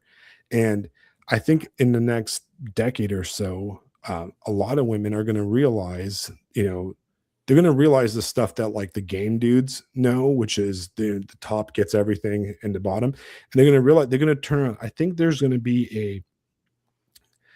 we're going to go away from this kind of, like, mass internet world into a more organic, like, rejection of this digital age. And if you want to be successful in that, you got to prepare yourself, because you have to offer something stable and real, and by real, I don't mean money or like that kind of stuff. What I'm talking about, I think you have to just be a real person. You mentioned Delicious Tacos, right? Delicious Tacos is my generation. I think he's actually older than me. Yeah, he is. Right. He wasn't picking up girls looks maxing. He was picking up girls being a writer. Yeah. I have a lot of thoughts, I guess, on that, because I struggle too, because I try to give my friends advice who have given up as well. I would say the one thing, I guess, somebody who's like that age, I guess the thing I fell for was being around like a bunch of like frat type dudes and like that sort of stuff. Was like, I want to sleep with as many girls as possible. Like I really had a goal. I'm like, I want to get my body count to this. Like, you guys are bragging about it. And like, that was like much younger than me, and I'm not that anymore, but it's like in the process, like I absolutely crushed my own soul, like a lot. I'm having to like figure it out. So it's like, yeah, like frankly, like it's not worth even playing into if you haven't gone into that game and you don't have like some burning desire to, it's not worth it. And like, I think another thing is like the demonization, like when people use incel as an insult, like it's kind of like whatever, but it's like, I don't think someone being a virgin into their mid-20s needs to be like a demonized aspect. Like if they're waiting for the right one. I mean, I have a friend who just got married to super Catholic. I don't know that he was, but he had max slept with like one or two people, and she hadn't slept with anybody. And you know what? Like they're clearly the best couple of anybody. And everyone's rooting for them, and they're going to have a kid soon, probably, like immediately. But they both like kind of rejected that whole paradigm. And I think there's some level of like, I don't want to call it looks maxing, but like my one friend like looks like a slob, like doesn't work out, like all that stuff. It's like, all right, like you do need to, like you're saying, bring something to the table. Like Right. you need to, like, you don't need to like be crazy doing stuff, but it's like, you should have yourself together and project like a confident thing. And I think, I guess I'm kind of just agreeing with your advice, but like, I agree that like being interesting is the way. I think a lot of people aren't necessarily naturally interesting. And I don't think the answer is to become autistically obsessed with something per se. Because I see a lot of people, I know a lot of guys who've done this with like bodybuilding. That's not interesting. That's not interesting. No. And like, I've gotten into that where it's like, oh, it's fun, but like, yeah, you can still be antisocial and lift every day. It's like being authentic is a real thing. And there are women, like, I would say this, like anytime somebody writes something or talks about something where they blame, and like, I might've been doing this a little bit of level, but I really don't, where you blame really any large group, but like, you're like, oh, women need to do this or men need to do this. You're kind of doing a fool's errand, because collectively, like no group that large is ever going to just take action because it's better without some like clear incentive structure and process. People are acting on their incentives. I don't know what the future necessarily holds. I do think it's unsustainable, this current digital thing, but I think the big thing is being social, because on top of like, it's not just the dating. Like I know guys who never leave their house, like, and they play video games, and their only friends are their parents or their siblings, or maybe like some of them, like the military actually is a good place to learn to be social. Like you will get a community and get friends. A lot of them aren't good influences, but it does give you that at least. But you need to find some way to form it. And like, I have friends who we are extremely deliberate, like a few of them, about like saying stuff like being like, I will die for you. Or like, if you call me in the middle of the night, like you're in a gunfight, like I'm going to show up. Or like, I've flown across the country to see several of my friends in the last year. And like, they'll do the same for me. And that takes effort. And it takes you can will yourself into almost like anything in life. Oh my gosh, there's like a Bible verse like I actually had up about it. I gotta find it, but it's yeah. So I don't know. I guess I don't know to be super evangelical, but the quote I found is in Mark 11. So it's it's actually where he flips the tables, but it's after that. So he says, have faith in God. Jesus answered. It's when he curses the fig tree. He says, truly tell you, if anyone says to this mountain, go throw yourself into the sea, and does not doubt in their heart, but believes that what they say will happen, it will be done for them. Therefore I tell you, whatever you ask for in prayer, believe that you have received it and it will be yours. And like, I'm a huge Kierkegaard. I'm a huge Kierkegaard fan. And like, which like that's its own whole thing. But it's that idea of like complete abandonment to the faith is one thing, but like if you willpower like gets you into things, and I think that would be the advice I'd give is like that, and you can make it happen if you care and you got a will friend, it into Max. being. Yes, you got a friend, Max. You got a community, social Max. Max. That's what you have to do. You got a social, Max. And I think I was thinking just now. Well, you know, I'm also going to do some evangelizing right now. One of the things I think maybe being interesting is the wrong terminology for it, right? I think the better way to put it is, so in the Orthodox Church, we have this concept, right? When our priest always says this, right? When he goes, don't come to me and say, God, I'm being a bad human. I'm just a bad human, you know? And he goes, yeah, I know we're all bad humans. We're not even human, right? The idea is that Christ is the perfect human and we are lesser, right? Because of sin. And our entire point of existence, our entire point of life is to become human. We're not human until the very, very end when we attain, you know, theosis, right? When we finish our life, and our entire goal is to become human. And I think that's really the advice I would offer is become human, you know? And that's what I mean by being interesting, right? I don't mean if you're a bodybuilder freak that all you do is just bodybuild, you're not really a human. You're just focusing on one thing. You have to be a human fully, as in have friends, have a community, find that. And if you don't have that, build it, you know, because friendship takes effort. It takes effort, you know. Trust me, as a married guy in my 40s, it is so hard to have friends and keep friends. And I have to my wife has to like remind me. She goes, Alex, go out, call your friend, go have a drink with your friend. You know, I'm like, oh, I don't want to. I want to come home and just, I'm tired, you know, from work, and I just want to, I don't know, watch a movie. She goes, no, go out. You know, you have to, it takes effort to be a friend. It takes effort to build a community. It takes effort. And that's what it means by being interesting. Be the kind of guy that knows people, you know, be the kind of guy that, you know, can call up a friend and, you know, fix your car or whatever, you know. Like that's the kind of stuff that's attractive to other humans, you know, not just like how you look, because ultimately looks are just shallow, right? And I think that I fully agree with you, you know. And to go into like my past, I had an era of just really being a degenerate, that one I'm not really like proud of, because I would just go out and I'd meet random people and I'd have quick relationships with them, and I knew there was nothing there and we were just having fun. And ultimately that's just an appetite, right? That like meeting girls at bars and sleep with them is no different than playing video games all day. Yeah, right? I agree. It's the same thing. It takes a while to realize it, but it is. You get to the point where you get no joy out of it. It's just masturbation with another person, right? It's spiritually deadening, and it's just feeding an appetite. It's no different than, and I got to the point where I got so kind of tired of it that I would just like, I realized like, I just like want to go get drunk instead. You know, I don't even want I don't want to put the effort. Like, I don't even want to like, you get to the point where like you've done it so many times that it's like, oh, I have to go home and like talk to this person. I'd rather just go home and go to bed, you know? And it's just, you know, and it's just draining. And, you know, the more you do that kind of stuff, and this is where I got a point in my life, the more you do this kind of stuff, you start attracting the same kind of people like you. And I got to a point in my life where every single girl I met and every single girl that like came over or whatever, like had a boyfriend or was cheating, or I was like the third dude or like, you know what I mean? And like, I'm like, I'll go, I can't even be mad at you because I'm doing the same thing, you know?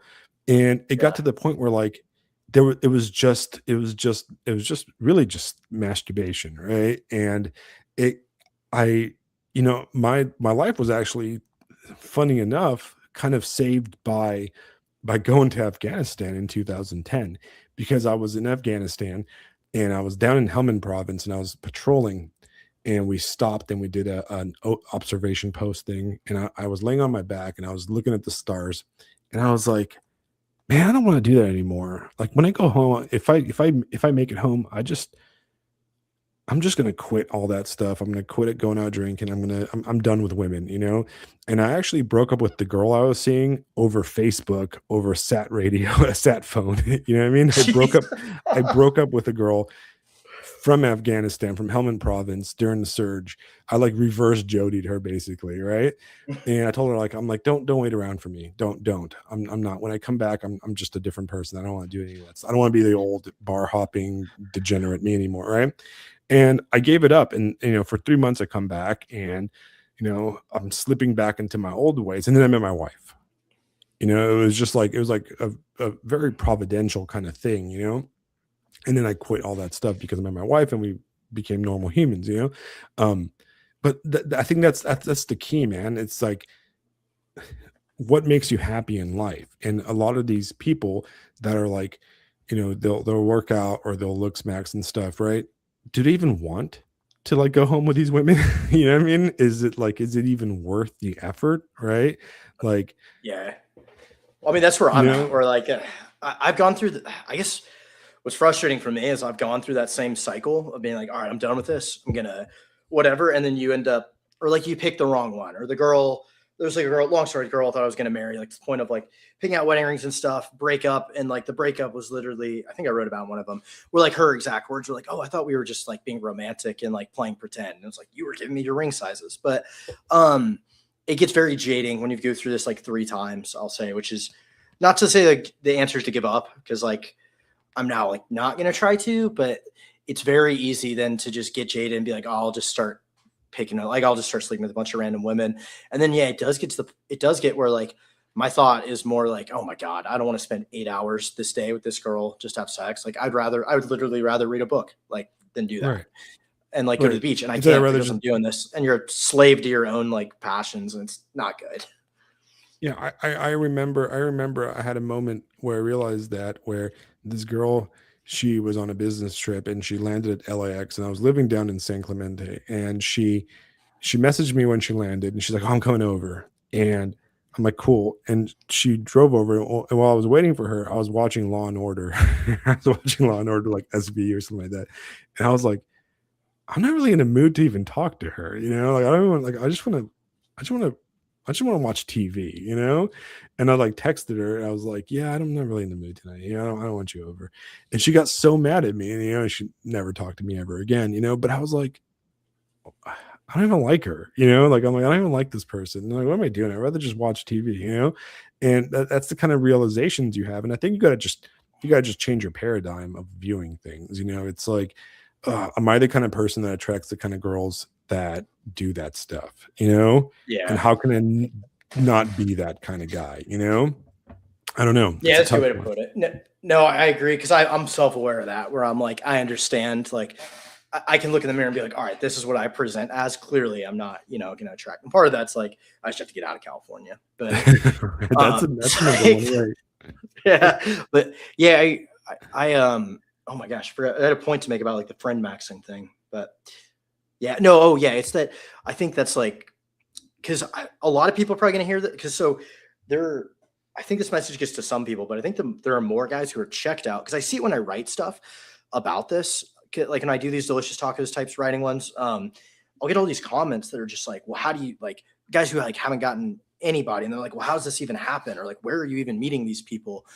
And that, well, one, it's not healthy, but two, it's that the real way it happens is like with anything, like if you want to be successful, like in life, is you maximize the number of opportunities you have. And by having a big social circle, going out and doing things, you're maximizing your, like with a butterfly effect, you are opening up the maximum possible paths for you to meet somebody, for something to happen, for positive things to happen. Whereas sitting at home in your house, like watching something or playing video games is like an almost negligible chance of something positive developing in your life. Whereas maybe even like, I don't know, like walking down and talking to the random old dude on your street. And then like I've had stuff like this happen where he knows somebody who gives you a reference, who gets you like a thing to go get a job. Like I've had plenty of things like that where just by like talking to people, like I get positive outcomes in my life, or good advice or other things. I think that's the key. You have to be out there. And that's what I mean by being interesting. You have to be out there. You can't be indoors on the internet. Okay. If you're on the internet complaining about stuff, you're not out there doing anything in a way. You know what I mean? It's like, it's corny. It sounds stupid, right? It sounds boomerish, but like, it's the reality, like if you're not if you don't know anybody, you're never going to meet anybody. You know, it's like it's a chain. Like we're humans and we're supposed to love each other. That's kind of the idea behind it. You know, I think people are thirsty for that, though. You know, you'd be surprised. No, I think they are. And I would say the other thing too with that is like a lot of people have gotten so introverted and like with the mass utopia thing, so much anxiety that though I guess the positive side, the silver lining of that is if you go out and socialize and you totally fuck up, like because everyone's so atomized and it doesn't know each other, like you can never see those people again in your life if you don't want to. Right. Like you can continuously go try and like pretty much never, as long as you don't like work with them, probably never going to see them again. Right. Well, it's wild, you know, like I own a house, right? I'm fortunate to be able to own a house, and I'll throw like little parties where like I'll have people over for dinner and stuff, and I usually invite people at work, and you know how many, everybody comes. It's like all the time, right? Like it's there's like no parties for people. Yeah, it was when I had some friends. Most of mine like moved away at this point, but like yeah, it's just that's like died as a thing. Like when I was my early 20s in high school, like parties were huge, and I don't think it's like house parties, I don't think are as much of a thing anymore, like at all. That's what I used to do all the time, man. We used to go to like parties with like 200 people and like, you know, just like raging all night until like the next day and stuff. Yeah, well, I mean, it's rough, and I look forward to it. I think we're going to call it a night, man. We've gone. Yeah, for sure. It was awesome. Thanks for coming on, dude. That was actually a great conversation. Yeah, thank you for having me. It's wonderful to have somebody younger than me because I get to get a good view, and I got nostalgic about California because, you know, for all its ills, California is a beautiful place, and I truly do miss it. I don't think I'm ever going back except to visit family, but it's a beautiful place, and it's definitely worth going, even if it's kind of going to a dystopia sometimes. But for all you guys listening now live and also, you know, on the downloads, listening to the podcast, go and check out your writing, man. Tell us where can you find your writing? Yeah, I call it Tales of the Companion Cavalry. It's the name of my publication. But if you just click on my profile, it should take you all the stuff. I've like 95% of the stuff is on mine. I wrote for Futures Letters and Old Glory Club and occasionally write for one of those, but mostly you just go on mine, go look at my articles. But yeah, I appreciate it. That's awesome. Right. And then for you guys, thanks for listening. Please like, share, and subscribe. And I'll have this episode out in the next day or two whenever I get around to doing some editing. And please go ahead and click on all the links and also subscribe to all your writing. And thanks, guys. Good night. It was wonderful. And we'll see you next week. Yep. Appreciate it. Thank you.